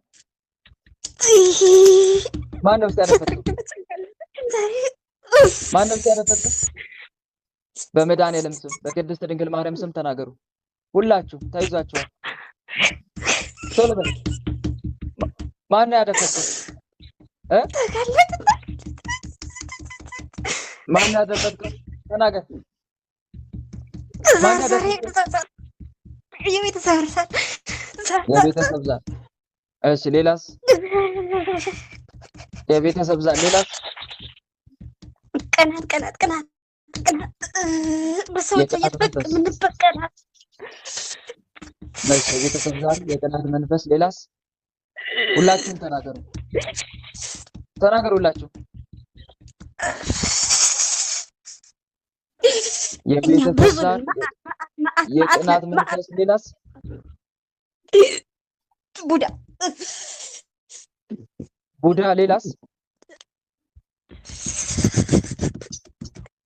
ሌላስ?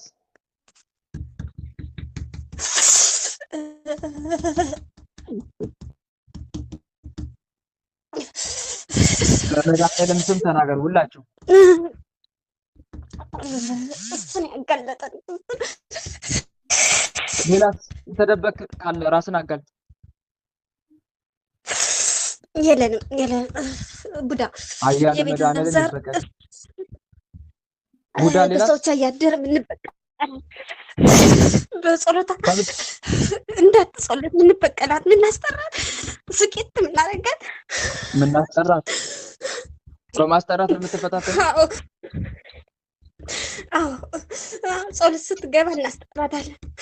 እሷ ከዛ ብስጭት ብላ ትሄዳለች። ምን ሆናችሁ ነው ስትላቸው የት ነሽ እንዴ? የት ነኝ አታውቁም እንዴ? እኔ አሁን ጸሎት ላይ እንትላቸዋለች። ቅጥል እናረጋታለን። ሰላም ነው የምንነሳት እኮ ሰላም ነው የምንነሳት። እሺ ሌላስ? በምንድን ነው የምትፈታተነው? ቶሎ ተናገሩ።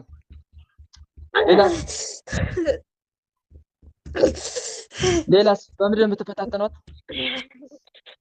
በህመም ስቄት ነው የምናደርጋት። በህመም ነው የምናሰቃያት። በህመም ምንድን ነው የምታሳሟት? ምንድን ነው? መከራ እንበላታለን። ማህፀኗን ተቀምጣ መከራ። አዎ እሺ ከማህፀኗ ተነስ። በመድኃኒዓለም ስም ተነስ። ከማህፀኗ ቶሎ ተነስ። ከማህፀኗ ተነስ። ቶሎ በል። በሽታን አንሳ እሷም ብሎ ጸለይ እና እሷም ብሎ አንሳ ጸለይ። በሽታን ታዲያ እሷ ግን እኛ በሽታን አልቻልንም አንሳ እኮ አንተ አሁን አንሳ በሽታን ሽንት ቤት አሁን ይጸልያል፣ ሽንት ቤት ይቀጠቅጣል፣ ሽንት ቤት ሰው ገብቶ ተቀምጦ ይጸልያል። ይጸልያው ገብቶ ምን ችግር አለ? ተጸለያ አንሳ በሽታን ቶሎ በል ከማጸኗ ተነስ፣ ቶሎ ተነስ። በቅድስት ድንግል ማርያም ስም ሰላም ለኪ እንዘንሰግድ ብለኪ ማርያም ምን አስተበቋቲ ተማርዌናዊ ተማይጸነብኪ በእንታና ምኪ ወያቂ ማውኪ ማይበረነ ይው ድንግል ባሪክ ቅድስት ድንግል ማርያም ትበቀ ከማጸኗ ተነስ፣ ተነስ ቶሎ ተነስ። የበቀል መንፈስ ማለት የበቀል መንፈስ ማለት ምንድን ነው የምታደርገው? የበቀል መንፈስ ምንድን ነው ሸበካው ላይ ቁጭ እንላለን። ሸበካው ላይ ቁጭ እንልና መቁጠሪያ ሲደርሳ ስግደት ሲደርሳት ምንድን ነው አንቺ ደግሞ ሸበካሽን አስተካክል ይላታል። ከዛ በዛው ልም ብላለች። ከዛ ደግሞ ተስፋ ተመልሳ ትመጣለች። እቺ ትርግምች እኮ ግን እኮ በቀል መንፈስ ሸበካሽን አስተካክል ይሏታል። አዎ ሸበካሽን አድሚኖች ሸበካሽን አስተካክል ተሳቀቃለች። ከዛ ምንድን ነው እንደዚህ ምንድን ነው ያባይ ተነስ ተነስ ከሸበካ ላይ ተነስ ተነስ ከሸበካ ላይ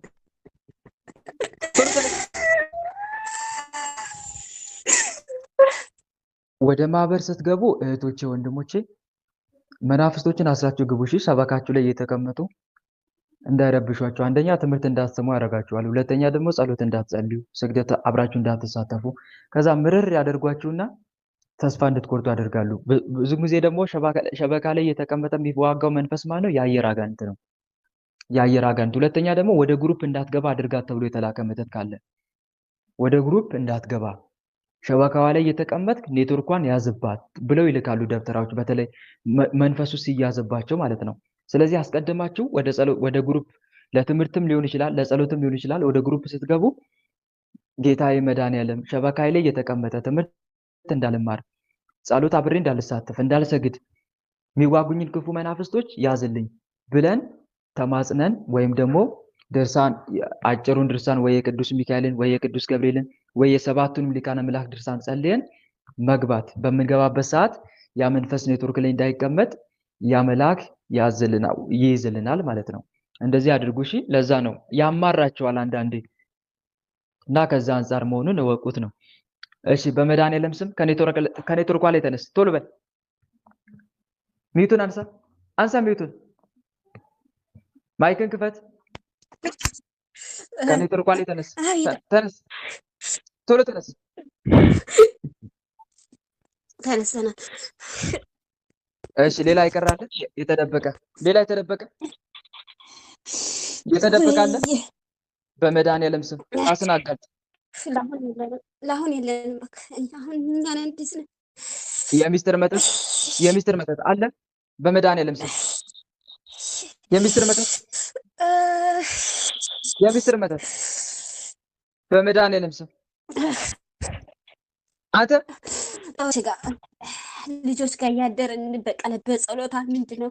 ትናንትና አንዷ ልጅ ጠራቻትና የት ነሽ አለቻት። ምንድን ነው የት ነሽ የምትልኝ? የት ሄዳለሁ? ቤት ነኝ። አታውቂም ወይ? የት ነሽ? ከዛ ምንድን ጾም ጀመራችሁ ስትልኝ፣ አዎ ጀምራን። እኔ ነግሬያቸዋለሁ ከሳምንት ቀድሜ የነገርኳቸው። ምንድን ነው እናንተ አትረዱም እንዴ? ምንድን ነው? ቆይ እኛ የእናንተ ጾም የተለየ ነው እንዴ? ቆይ የእኛ ጾም ከእናንተ የተለየ ነው ትላይሉ ይላታል። አዎ እሺ፣ አሁን ደግሞ የአሁኑ ጾም ምን አይነት ጾም ነው አለቻቸው። የአሁኑ ጾም አለቻቸው። ቁሽ ልንገራችሁ፣ ቁጭ በሉ ስሙ፣ ሁላችሁም ስሙ። የአሁኑ ጾም እመቤታችን ድንግል ማርያም ልጇን ይዛ በግብጽ ሀገር የተሰደደችበት ጾም ነው እና ስለዚህ እኔ ጾም ነው አንድ ወር ከ15 ቀን ነው ጾም። ከዚህ በቃ ነግሬያችኋለሁ። በጾም አትቃወሙኝ።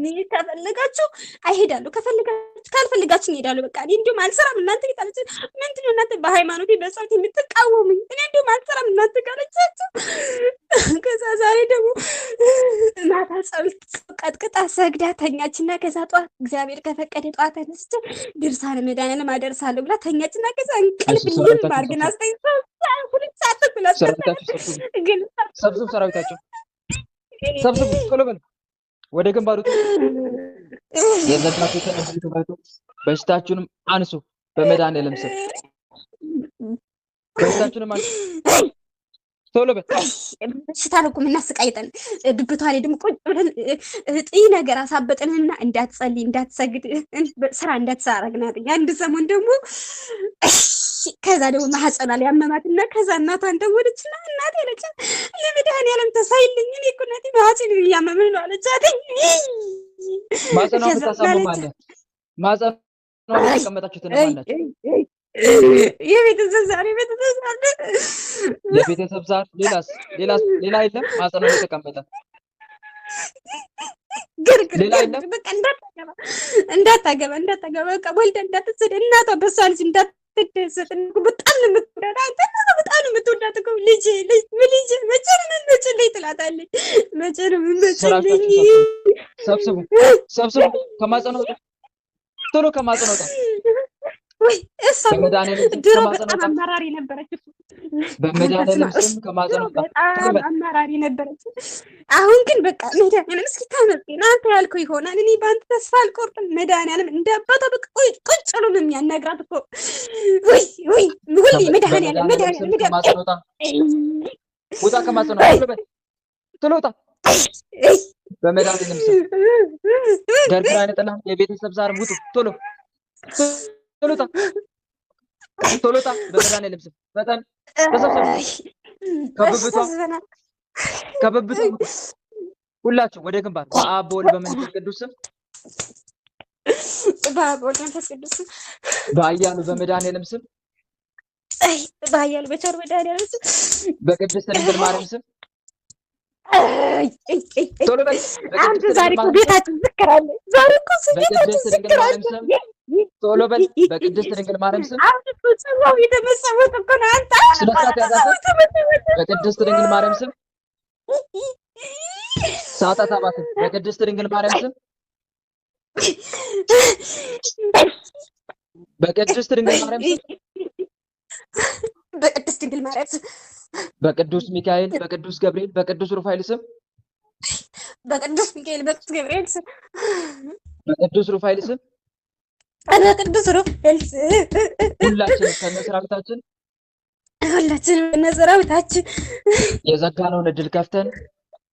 የዘጋነውን እድል ከፍተን በሽታችን አንስተን ከማህፀኗ ሙሉ ለሙሉ ወጥተን ከማህፀኗ ወጥተን ሙሉ ለሙሉ ወጥተን ለቀን ቶሎ በል ወጥተን ከብብቷም ተነስተን ቶሎ በል ከብብቷ ተነስተን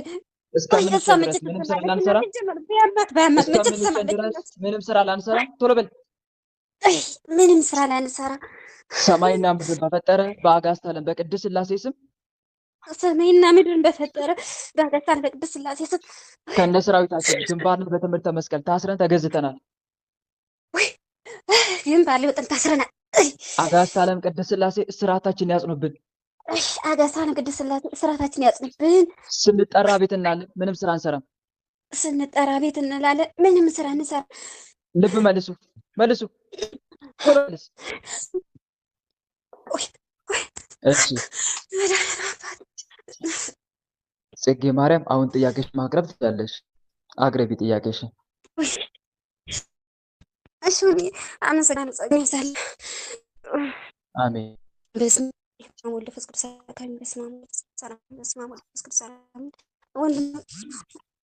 የኔ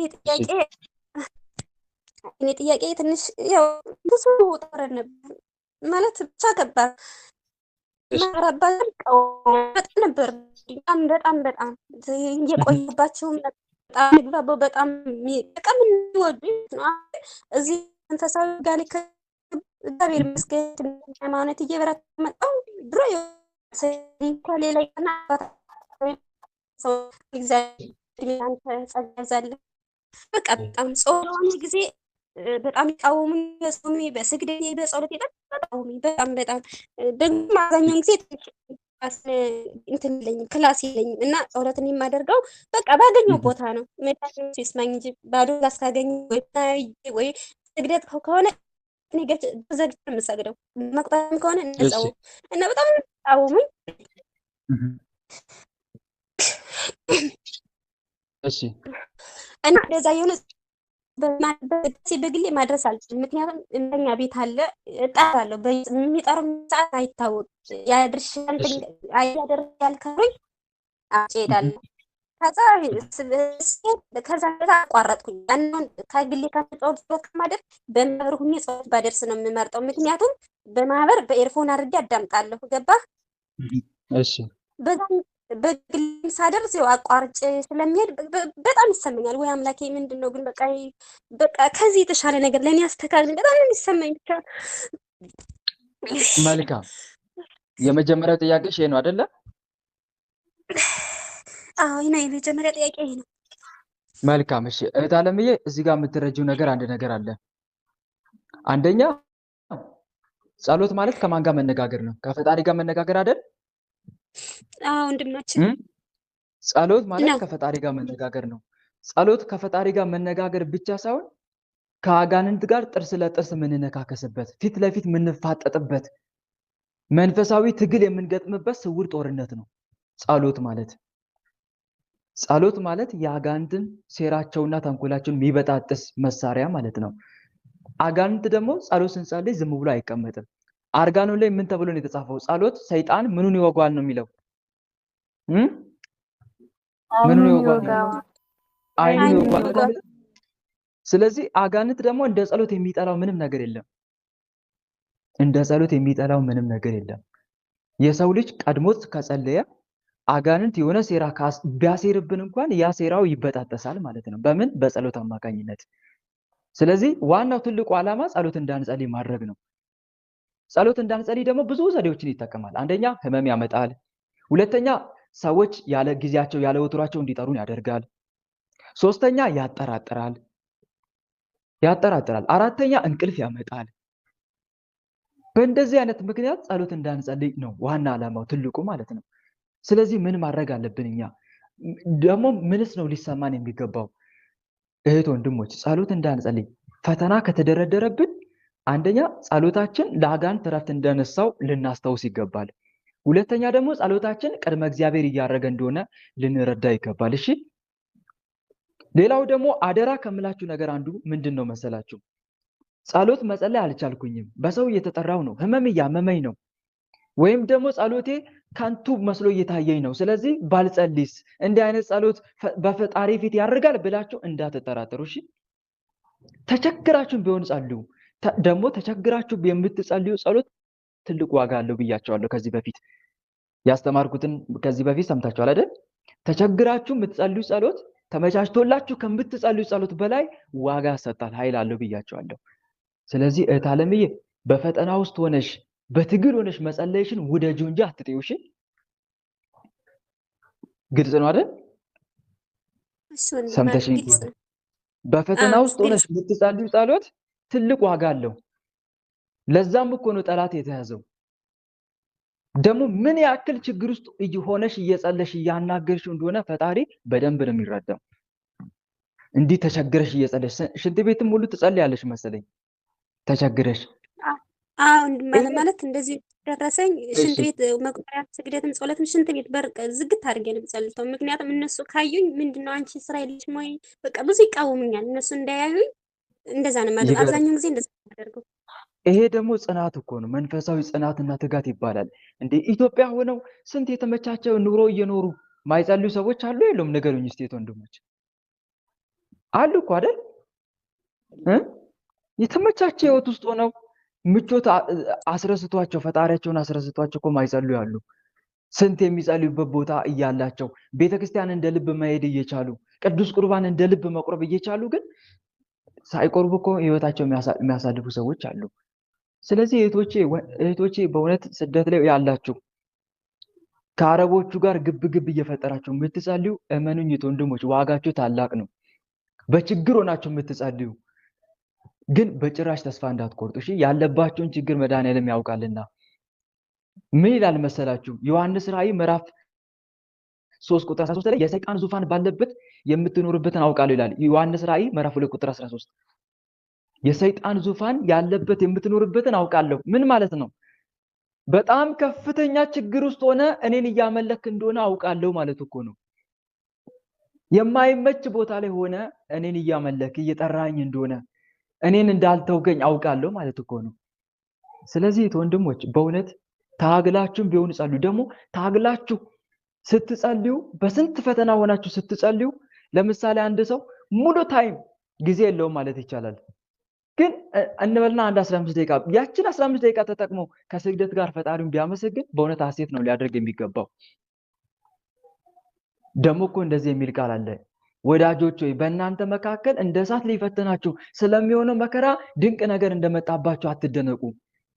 ክብሩ ሲገለጥ ደግሞ ሐሴት እያደረጋችሁ ደስ እንዲላችሁ በክርስቶስ መከራ በምትካፈሉበት ልክ ደስ ይበላችሁ ተብሎም ተጽፏል። እና እታለምዬ በእንደዚህ ችግር ውስጥ ሆነሽ መጸለይሽ ሐሴት ልታደርጊ ነው እንጂ የሚገባው ልታዝኛ አይገባም። እሺ ደግሞ ማማረርሽን ትተሻል። ጥሩ ነው፣ ቀጥይበት በዚሁ። ምክንያቱም የሰይጣን ውጊያ ያወቀ ሰው አንደኛ አማረርም። ለምን ይሄ ችግር ተከሰተብኝ አይልም። ደግሞ በማማረርም ምንም የምናገኘው ጥቅም የለም አለ እንዴ? አማረም የምናገኘው ጥቅም አለ? ንገሩኝ እስቲ። ምንም እኮ የለም። እስራኤላውያን እኮ ከግብፅ ወደ ከነአን ሲገቡ ያማርሩ ነበረ። ግን በማማረራቸው ምን ጥቅም አገኙ? የበረሃ እባብ ነው የነደፋቸው። ምንም ጥቅም አላገኙም እኮ። ደግሞ ስታማርር ሰይጣንን እያሰለጠንክ እንደሆነ አትርሳሽ። እህቶቼ እንዳታማሩ፣ ወንድሞቼ አደራ። ሺህ ጊዜ በጣም ተስፋ የሚያስቆርጥ ነገር ውስጥ ብትገቡ እንዳታማሩ። በፈጣሪ ደግሞ እላፊ ቃል እንዳትናገሩ። እሺ እላፊ ቃል እንዳትናገሩ አደራ። ይሰማል እግዚአብሔር በሰማይ አንተም በምድር ነህና በአፍ አትፍጠን ይላል። በምን አትፍጠን? በአፍ አትፍጠን። እግዚአብሔር በሰማይ አንተም በምድር ነህና በአፍ አትፍጠን። በእግዚአብሔርም ፊት ቃልን ይናገር ዘንድ ልብ አይቸኩል። ስለዚህም ቃል ጥቂት ትሁን ይላል። ደግሞ በምንናገረው ንግግር እኮ ይፈረድብናል። ይህን ታውቃላችሁ አይደል? እላችኋለሁ ሰዎች ስለሚናገሩ ስለ ከንቱ ነገር ሁሉ በፍርድ ቀን ምን ይሰጡበታል ነው የተባለው? ምን ይሰጡበታል? በፍርድ ቀን መልስ ይሰጡበታል ይላል። ከቃል የተነሳ ትጸድቃለህ፣ ከቃልም የተነሳ ትኮናለህ። ይኸው እያማራችሁ የሆነ እላፊ ቃል ስትናገሩ ርኩሳን መናፍስት እኮ ይጽፋሉ ለመክሰስ፣ በኋላ ለመወንጀል እንዲህ ብላ ተናግራለች። እና ፕሊስ ወንድሞች አንደበታችሁን ጠብቁ። አንደበቱን ሳይገታ ልቡን እያሳተ እግዚአብሔርን የሚያመልክ የሚመስለው ማንም ቢኖር የእርሱ አምልኮ ከንቱ ነው ተብሎም ተጽፏል። የያዕቆብ መልእክት ምዕራፍ 1 ቁጥር 26-27 ላይ እና እህቴ ቀጥይበት። እሺ ጥሩ ነው ልልሽ ፈልጌ ነው። እሺ እየወቀስኩሽ ሳይሆን ቀጥይበት፣ እንዳታማሪ። አሁንም ደግሞ ፈተና ሲበዛ በጣም በአጋንንት ላይ ደግሞ ድል እንድንቀዳጅ ያደርጋል። በዛው ልክ በፈተና ውስጥ ሆነ ፈጣሪ ስታመሰግን ተመስገን ጌታ ሆይ ልጅ ስለሆንኩ ነው የቀጣኸኝ፣ ልጅ ባልሆን ኖሮ ትተኸኝ ነበረ። ቅዱስ ጳውሎስ ልጄ ሆይ የጌታን ቅጣት አታቅልል፣ በሚገስጽም ጊዜ አትድከም፣ ጌታ የሚወደው ልጅ ይቀጠዋል፣ የሚቀበለውን ልጅ ይገርፈዋል ተብሎም ተጽፏል። እና በፈተና ውስጥ ሆነ ስታመሰግን የበለጠ ሞር አጋንንት ላይ እንድትሰለጥን ያደርጋል። በፈተና ሆኖ ማመስገን፣ ራስን ማዋረድ፣ በክፋት ፈንታ መልካምነትን ለሰው ማሳየት፣ እነኚህ ነገሮች በአጋንንት ላይ የበላይነት እንዲኖሩ ያደርጉናል። ምን አልኳችሁ? እስቲ ይዛችሁ ከሆነ ንገሩኝ። አሁን የተናገርኳቸውን አንደኛ ምን አልኳችሁ? ንገሩኛ። አልያዛችሁም? አንዱንም በፈተና ውስጥ ሆነ ማንም ማመስገን፣ ፈጣሪም ማመስገን ጽድቅም ጭምር ነው። በነገራችን ላይ እየተፈተንክ የምታመሰግን ከሆንክ ፈተና እየበዛብህ ጌታ ሆይ ተመስገን፣ አምላኬ ሆይ አመሰግናለሁ እያልክ የምታመሰግን ከሆነ ይሄ አይገባኝም፣ እንደኔ ኃጢአት ቢሆንማ የምተነፍሰው እስትንፋስ እንኳን አይገባኝም የምትል ከሆነ እንደኔ ኃጢአት ቢሆን ኖሮማ ዛሬ ልኖር እንኳን አይገባኝም እያልክ የምታመሰግን ከሆነ በእውነት ይሄ ጽድቅም ጭምር ነው። ኢዮብ እኮ ጽድቅ ሆኖ የተቆጠረለት አንዱ ኢዮብ ሆይ ስደብ ፈጣሪ ሲባል እግዚአብሔር ይመስገን፣ እግዚአብሔር ሰጠ፣ እግዚአብሔር ነሳ፣ የእግዚአብሔር ስም የተባረከውን በማለት እኮ ነው በአጋንንት ላይ ድል የተቀዳጀው። እና ወንድሞች በፈተና ውስጥ ሆናችሁ ፈጣሪያችሁን አመስግኑ። ሁለተኛ ደግሞ በራሳችሁ ጽድቅ ስራ አትመኩ። ግልጽ ነው አይደል? ምን አትበሉ? በራሳችሁ ጽድቅ አትመኩ። ስለሰገድክ ከሌላው የተለየ ጻድቅ መስለ ለራስህ እንዳታስብ፣ ስለጸለሽ እንዳታስቢ አደራ። ይሄ የውድቀት መጀመሪያ ነው። እኔ በምሰግደው ስግደት መመካ ከሆነ፣ በምጸልየው ጸሎት መመካ ከሆነ፣ በምመጸውተው ምጽዋት መመካ ከሆነ እኔ ጋር በጣም እየወደኩ ነው ማለት ነው። ምን ይላሉ መሰላችሁ አባቶቻችን? በራሱ አይኖች ፊት ራሱን ጻድቅ የሚያደርግ በአመለካከቱ ራሱን አጽድቆ የሚመለከት ወይም እግዚአብሔር ከሰጠው ጸጋ በላይ ራሱን ሊያልቅ የሚሞክር ታዛዥነቱን ትህትናውና ለሌሎች ያለውን ክብር በማጣት ላይ ያለ ሰው ነው ይላሉ አባቶቻችን። ያ ሰው እየወደቀ ነው፣ እየተንሸራተተ ነው። ጥሩ ወጥቶ ነበር ግን እየወደቀ ነው ይላሉ። እና ወንድሞች በራሳችሁ ጽድቅ አትታሙ። እንዲህ በሉት፣ ልክ ከሰገድክ በኋላ እንዲህ በል ተንበርክከ፣ ጌታዬ መድኃኒዓለም የኔ ስግደት አይደለም እኔን የሚያጸድቀኝ፣ ጌታዬ መድኃኒዓለም ከኃጢአቴ አንጻር አሁን በፊት ያቀረብኩት ስግደት ምንም አይደለም። አትናቀኝ አምላኬ፣ ይቅር በለኝ፣ ኃጢአቴን አታስብ፣ ጌታ ሆይ ይቅር በለኝ እያላችሁ የአንተ ቸርነት ነው የሚያኖረኝ፣ በቸርነት ነው እየኖርኩ ያለሁት ማለትን እንዳትረሱ። እሺ፣ ይሄ ትልቅ ጸሎት ነው። እና ደግሞ ሰገርኩ ብለም ለራስ ራሱ አትንገረው። ለራስ ጸልይኩ ብለህ አትንገር። ሰይጣን ጽድቅን ሲያሳስበ የቀደመ ኃጢአትን አስበው። እሺ፣ ምንን አስብ? ሰይጣን ጽድቅን ሲያሳስብ መጀመሪያ የኖርክበትን አስብ። እንደውም አባ ሙሴ መንፈሳዊ ፊልም ላይ አይታችሁ ከሆነ እንዳትረሳ ይሉት ነበር አባ ኤስድሮስ። ጥላት ወደ መጣት ዓለም እንዳትመለስ፣ ከምን እንደተነሳ ወቅ። ጥላት ወደ ተመጣ ብትመለስ ያ የመጀመሪያው ኃጢአት ተመልሶ ወደ አንተ ይመጣል። እና ወንድሞች ኃጢአታችን የምናስበው የቀደመው ለምንድን ነው? እንዳንዘናጋ። ምን የሚባል አለ መሰላችሁ? ወደፊት ስትጓዝ ወደኋላ እንዳትመለከት፣ ያሰብክበት ስትደርስ ግን የነበርክበትን አትርሳ የሚባል አባባል አለ። ትክክል አይደለም? ንገሩኝ እስቲ። ወደፊት ስትጓዝ ወደ ምን አትይ? ወደኋላ አትመልከት። ያሰብክበት ስትደርስ ግን የነበርክበትን እንዳትረሳ፣ ምክንያቱም ትመለሳለህ። ከየት ኃጢአት ከአመድ እንዳነሳ ምንጊዜ ማስታወስ። እና አንድ ልንረዳው የሚገባው ነገር ይሄ ነው። ስለዚህ እህቴ አለማማረሽ መልካም ነው። ሌሎቻችሁም እንዳታማሩ ልላችሁ ፈልጌ ነው። አደራ ፈጣሪ ሆይ እንደዚህ ያደረከኝ እንዲህ ለምን ታደርገኛለህ እንዳትሉ፣ እየጸለይኩ እየሰገድኩ እንዳትሉ። እንደዛ የምትሉ ከሆነ እንደ ፈሪሳዊ ነው የሚቆጠረው። በሳምንት 2 ጾማለሁ፣ አስራት አወጣለሁ እንዳለው ነው የምትሆኑት ማለት ነው። ልክ እንደ ቀራጩ አሁኑ። እሺ፣ ቀራጩ ምን ነበር የሚለው? እስቲ ወደ ቤተ ክርስቲያን መግባት አልደፍርም ብሎ ወደ ሰማይ አይኖቹን መመልከት ፈርቶ ጌታ ሆይ እኔ ኃጢአተኛው ቀና ብዬ አይዘን አገባቢ አይደለም፣ እኔ ኃጢአተኛው ማረኝ ነው የሚለው እዛ በሩ ላይ ቆሞ። ያኛውስ ፈሪሳዊው ውስጥ ገብቶ በሳምንት እንዲያ 2 ጾማለሁ፣ አስራቴን አወጣለሁ፣ ይልቁንም እንደ ቀራጩ ስላላደረከኝ አመሰግናለሁ እያለ ይኮፈስ ነበር። ከሁለቱ የትኛው ነው ጸድቆ ገባ ያለው መድኃኒዓለም? ንገሩኝ እስቲ። የትኛው ነው የጸደቀ? ቀራጩ አይደል? ስለዚህ እኛም እንደ ቀራጩ ነው መሆን ያለብን ማለት ነው።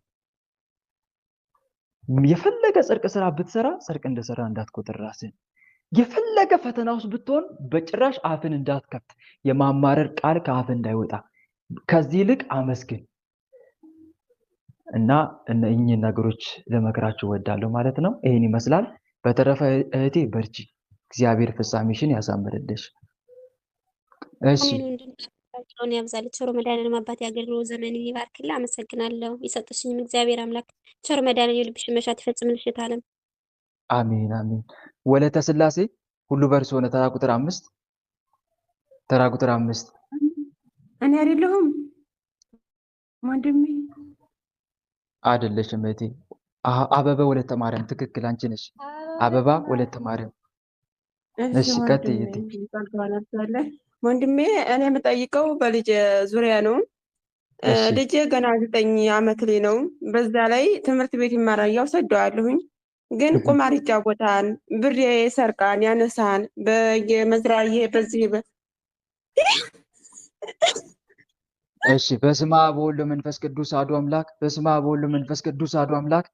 በስመ አብ ወወልድ ወመንፈስ ቅዱስ አሐዱ አምላክ። በአብ በወልድ በመንፈስ ቅዱስ ስም በኃያሉ በመድኃኒዓለም ስም በቅድስት ድንግል ማርያም ስም አንተ ውስጥ ያደፈት አይነ ጥላ መተት ቡዳ የዛር መንፈስ አንተ ራስን አጋልጥ በቅድስት ድንግል ማርያም ስም በቅዱስ ሚካኤል በቅዱስ ገብርኤል በቅዱስ ሩፋኤል ስም በኃያሉ በመድኃኒዓለም ስም ማን እንዲህ የምታደርገው እንዲህ የምታደርገው ማን አትናገር። እሺ ወለተ ማርያም ቀጥይ ጥያቄሽን፣ ሰዓታችን እንዳይባክንብን። እና ብር ይሰርቃል፣ ቁማር ይጫወታል። ቁማር ሲጫወት ደግሞ እቃ እንዳለ በቃ ከቁማሩ ሲሸነፍ እቃ ከቤት ያለውን እቃ እያወጣ ይሸጣል። አባቴ ፈልጎ ያጣዋል። ባለፈው እንደዚህ በቃ አባቴ ተረግመኛል፣ አንተ ልጅ እያሳደግን አሳድገህ ኢነርጂ ታሳድጋለህ እና ትረግመኛለህ ብዬ እዳውን ከፈልኩ። አሁንም ድጋሚ እንደዛው ነው የሚመጣብኝ። ከዚያ ጨነቀኝ። አባታቸው ይጠጣን ያጨሳን። እንግዲህ 2006 ዳር የጀመርነው በስደት መጥቼ በቃ ይሁን ሲል ፈታሁትኝ። ግን አጋጣሚ ደውዬ ብሎክን ፈትቼ ደወልኩለትና አዎ ሰውዬው ጋር ተራይተን ምንም ከሱስ ነፃ ሊሆን አይችልም። እሱ ጋር የመጡ ቤት ገዝተዋል፣ መኪና፣ እሱ ምንም ነገር የለውም። ጭራሽ የወፍ ጎጆም አልሰራም። ከሱስ ውጭ ሌላ ነገር የለውም። ከዛ ትላንትና ወዲያ ነው ብሎክን ፈትቼ እባክህ ምን ልሁን፣ እኔ ቤተሰቦቼ ያለነው በስደት ነን፣ እናትና አባቴ ደግሞ አቅማቸው ደካማ ነው። እሱን ጸበል ይዘው የሚሄድበት አንድ ቤት የላችሁም። ቅዋ አሁን አዝመራ ሰዓት ነውና አዝመራ እስከሚሰጥ ድረስ ከዘሎች ይጠጋ ስለው እሺ አስተካክላለሁ አለኝ። ደግሜ ደወልሁለትኝ። ስደውልለትኝ እኛ ራሱ የምንበላው የለንም እንዳይመጣ ብለዋን አለኝ። ከዛ በዛንም በጣም ተናደዱ፣ ሰደቡ፣ ተፈዳደብን። እዚህ ጋር ቆይ ትንሽ ግራ የተጋባውን አለ። ስለ ልጅሽ ቁማርተኛ መሆኑን ነው አይደል እየነገርሽኝ ያለው? አዎ። እሺ ከዛ ቀጥሎ ደግሞ ሌላም አለ? በቃ እንትን ይሄ ሀብሀብ ምናምን ነገር ይሰርቃን የእርሻ ቦታ ማለት። እሺ ብሎክ ያደረግሽው ማንን ነው? ቆይ ብሎክ ያደረግሽው የልጁን አባት ከአንተ ቤተሰቡ ስደተኛ የለም እና ጸበል ይዘውልኝ ይሄዱ ስለው በቃ እሱ አልፈለገም፣ ወደ ቤተሰብ እንጠቀም አልፈለገም ልጁን እና በቃ ተላለፍን። አሁንም ተጣለን፣ በወለኩትኝ፣ ተሰዳደብን የመጨረሻ በቃ። ከዛ በህልሜ ግን የሆነ ቀበት ቦታ የተጣላሽው ለምንድን ነው? በልጁ ምክንያት ነው የተጣላሽው? በልጁ ምክንያት የአንተ ቤተሰቦች ስደተኛ አይደሉም፣ እንደኛ ቤት ከቤት አሉ፣ ጸበል ይዘውት ይሄዱ ወይም ትንሽ ጊዜ እናንተ ጋር ይሁን፣ እናንተ ጋር እንደዚህ አፓፓ የማንጎ ምናምን የለም እነሱ ጋር እና ትንሽ ይቆጠብ እንደሆነ ይዘው ሂድና ትንሽ ጊዜ አዝመራው ከሰተረ በኋላ አባቴ ይዞት ይሄዳል ስለው እንዳንቺ አልደላኝ ምናምን ብሎ ተነጋገርን፣ ተላለፍነ። በቃ ቦለኩትኝ።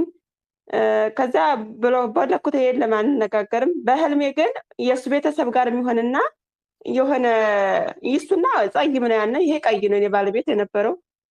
ምግብ የሆነ አቀበቱን ወጥቼ እዛ ቤት ስደርስ ምግብ እበላለሁ። ምግብ በልቼ ሆዴን አሞኝ ወደ ሽንት ቤት ልሄድ ስል ከደጃፉ እነሱ እንደው ማስንቆ ይሁን ምን ይሁን እየከረከሩ ከደጃፉ አሉ። በቃ እነሱ ለማየት በጣም አስፈራኝ እና እንደኛ ስሰግጸል የራሴ በጣም የሚያመኝ ቅጥቅጣት በጣም ይነሳብኛል። አይምሮ በጣም ይጨናነቅ።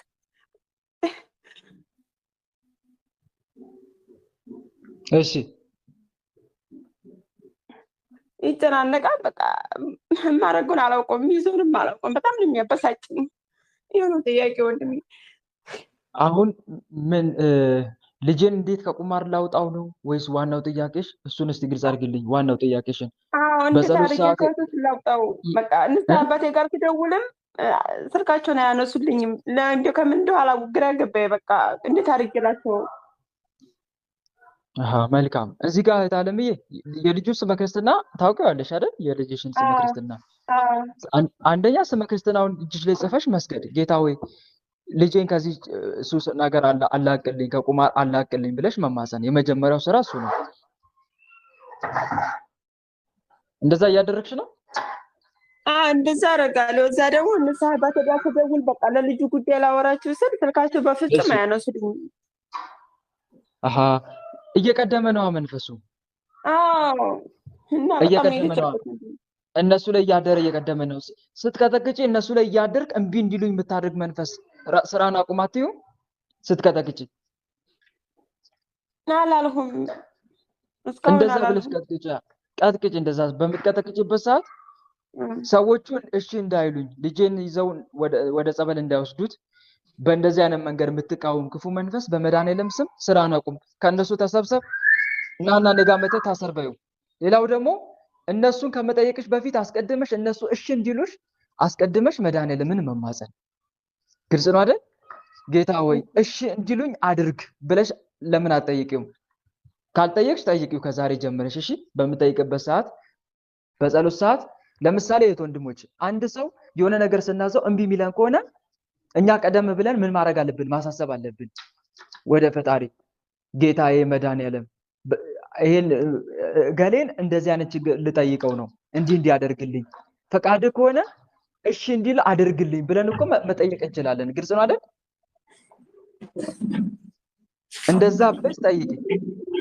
ከዛ እግዚአብሔር አምላክ ልቦናውን ያስተካክላል። ምክንያቱም አጋንቱ እየቀደመ እምቢ እንዲሉሽ እያደረገ ስለሆነ በእነሱ ላይ እያደረ እምቢ እንዲሉኝ እንዳይታዘዙኝ የሚያደርገው መንፈስ ደግሞ ያዝልኝ ብለሽ ተማጸኙ። እሺ ከዛ መናፍስቶቹን መሰብሰብ መቀጥቀጥ፣ እንደዛ አድርጊ።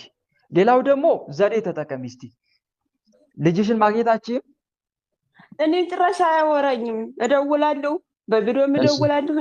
ጭራሽ በፍጹም እንዲያወራኝ አይፈልግም። በልጅሽ ስም ደግሞ መባ አስገቢ። እሺ ለቤተ ክርስቲያን ግልጽ ነው አይደል? መባ ለምሳሌ ዕጣን ሊሆን ይችላል፣ ዘቢብ ሊሆን ይችላል። ጌታዬ መድኃኔዓለም ይሄን የማደርገው ልጄን ከዚህ ከቁማር ሕይወት እንድታወጣልኝ ነው እያልሽ በስሙ መባ እንዲገባለት ማድረግ።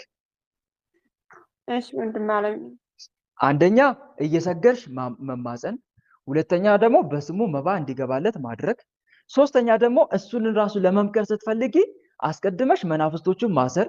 ፈጣሪ መናፍስቶችን እንዲያስርልሽ ትጠይቂውና በመድኃኔዓለም ስም መናፍስቶችን ትቀጠቅጫለሽ። አስቀድመሽ ግን ፈጣሪን ስትማፀኝ መልካም መድኃኔዓለምን መጸለይ ወይም ደግሞ አጋዕዝተ ዓለም ሥላሴ ከሆነ የአጋዕዝተ ዓለም ሥላሴ መልክ ጸለይሽ አጋዕዝተ ዓለም ቅድስት ሥላሴ ልጄን እንዳልመክረው እንዳላገኘው በሰዎች ላይ ያደረ ሰዎችን የሚያከፋብኝ እምቢ የሚያስብልብኝ መንፈስ ያዝልኝ፣ ለአንተ አሳልፌ ሰጥቻለሁ፣ ቅደም ከፊቴ ቲና መልካ ሥላሴን ከጸለሽ በኋላ በአጋዕዝተ ዓለም በቅድስት ሥላሴ ስም ሰዎች ጋር ያደራችሁ ሰዎች እምቢ እሺ እንዳይሉ የምታደርጉ መናፍስት በመድኃኔዓለም ስም ተይዛችኋል እያልሽ መናፍስቶቹ መቀጥቀጥ።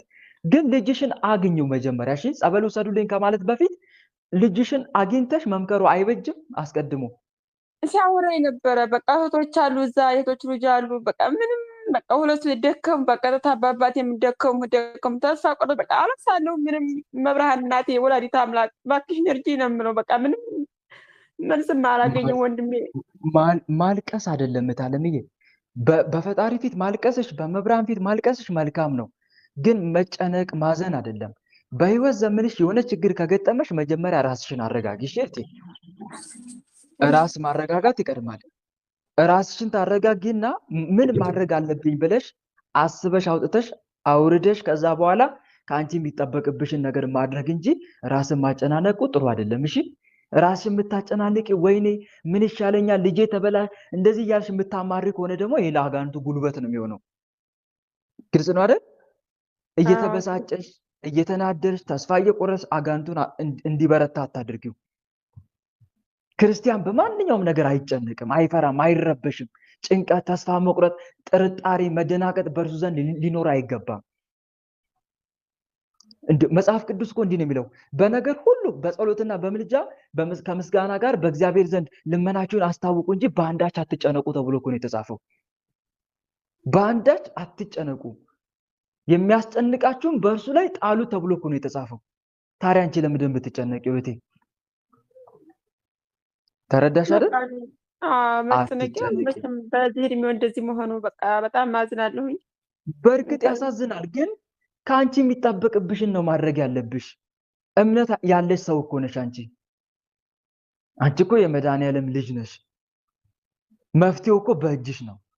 ስለዚህ ከዛሬ ጀምረሽ አንደኛ አትጨናነቂ። እንዴ ሌላ እምነት ውስጥ እኮ የገባባቸው ሰዎች ሁሉ እኮ አሉ አይደለም እንዴ? አሉ እኮ። አንድ እህቴ ነበረች በውስጥ መስመር ብታወራኝ፣ ልጇ ሰልማባት። ያንቺ ቁማር ነው አይደል እየተጫወተ ያለው? ቁማር ነው ቁማር። በቃ ብር ካገኘ ዳፍ ደቂቃ ይተቃል።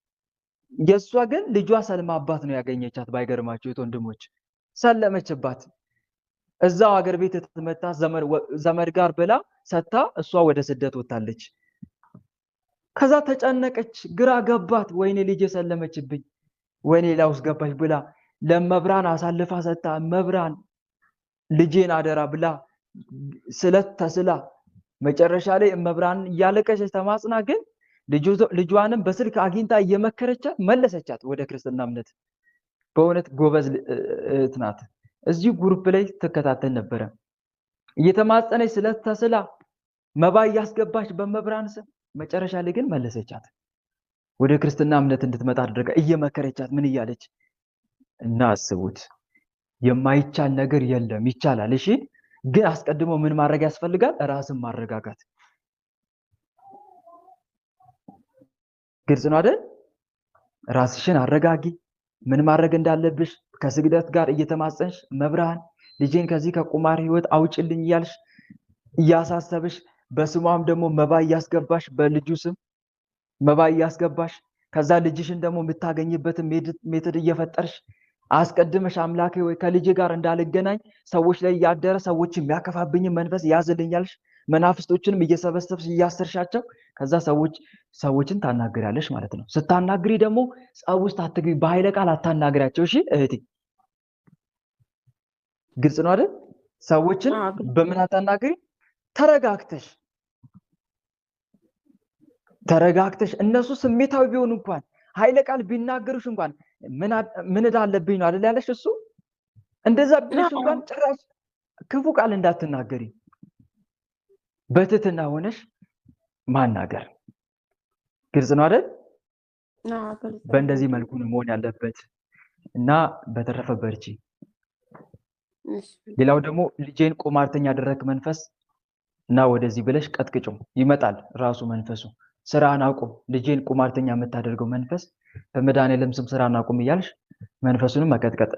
ልጅሽ ጋር ያለ አንቺ ጋርም ያለ ማለት እኮ ነው። በነገራችን ላይ መንፈስ ቡዳ ዛራው ለምሳሌ እናት ጋር ካለ ከልጅ ጋር አብሮ ይወለድ የለ አብሮ ይወለድና ልጅንም ቁማርተኛ ዘማዊ ያደርጋል።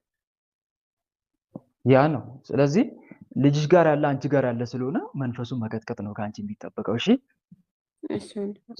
ስራውን አቁም፣ ልጄን ቁማርተኛ ያደረክ መንፈስ ስራን አቁም እያሉ መቀጥቀጥ ነው። ከልጅ ጋር እንዳልገናኝ ሰዎች ላይ ያደርግ በሰዎች የምታከፋብኝ መንፈስ ስራን አቁም ማለት ነው። እና ደግሞ ንግግርሽን በተለይ ኃይለ ቃል እንዳትናገሪ። ከአፋችን የሚወጣው ቃል ሰውንም ያቀርባል፣ ሰውንም ያረቃል። ሰውንም ያቀርባል። የኔ ወንድም የኔ የት እያልሻቸው እባክህ ብታገናኘሽ በትህትና ብታገናኘ ምን ችግር አለው? እንደዚህ ትሆናለህ እንደምትይ ከሆነ አንዳንድ ሰዎች አይረዱም። እና ስልኩ እኮ ልጁ እኮ አለ ቤተሰቦቼ ጋር ነው፣ ግን ልጁ ማውራት አይፈልግም። በጠቅላላ እኔን ማየት አይፈልግም። የሚያወራኝ እንዲቀርበኝ አይፈልግም። ስለዚህ መንፈሱ ነው ማለት ነው የሚያደርገው፣ እንዳይቀርብሽ የሚያደርገው፣ እንዳያወራሽ የሚያደርገው እሱ ነው። ስለዚህ ይሄ መፋለም ያለብሽ አንቺ። ልጁ ጸባዩ የሚቀያየርብሽ ከሆነ መንፈሱን ነው መቆጣጠር ያለብሽ። ከልጄ ጋር እንዳልገናኝ የምታደርግ ልጄ እንዲያኮርፈኝ የምታደርግ መንፈስ በመድኃኔዓለም ስም ስራን አቁም እያልሽ መቀጥቀጥ፣ ያንን አድርጊ። እሺ፣ መንፈሱ ሲያዝ ልጅሽ አንቺ ማውራት ይጀምራል ማለት ነው።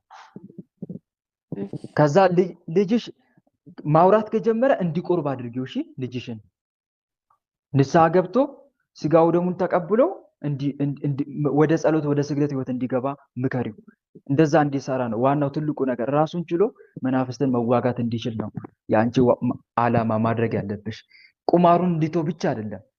ቁማሩን ቢተው መንፈሳዊ ህይወት ከሌለው የጊዜ ጉዳይ ነው እንጂ ተመልሶ ቁማርተኛ መሆኑ አይቀርም ወደ መንፈሳዊ ህይወት እስካልገባ ድረስ። ግልጽ ነው አይደል? ገብቶ ደህና ግዝ ራሱ በቃ እኔ ራሱ አንታንም አባታች ምናምን ሲል በግዝ በጣም ነው እንትን ስለ የነበረው አስተብሬው ነበረ።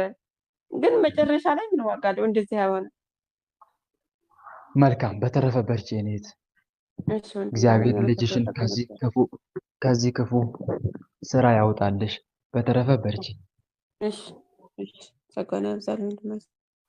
አሜን አሜን እህቴ። እና ደግሞ አንቺ ጋርም ያሉትን መናፍስቶች ተቆጣጠሪያቸው። አንድም መንፈሱ ምናልባት እሱን እንደ ልጅሽን ብቻ እያሰብሽ ለማዘናጋትም ጭምር ይሆናል እንዲህ የሚያደርገው። ራስሽ ላይ እንዳታተኩሪም ጭምር ሊሆን ይችላል። አንቺ ጋር ያሉት መናፍስት ተያዙ ማለት ልጅሽ ጋር ለመንፈስ እንደተያዘ ቁጣሪው ለማለት ነው። እሺ እና እንዳትዘናጊ እሱንም። እሺ እህት ወንድሞች፣ የዛሬው መርሃ ግብራችን በዚሁ ተጠናቋል። እንደ እግዚአብሔር መልካም ፍቃድ ልክ እንደ ዛሬው ነገም እንቀጥላለን። የመናፈስ ሽኝቱም ጥያቄና መልሱም።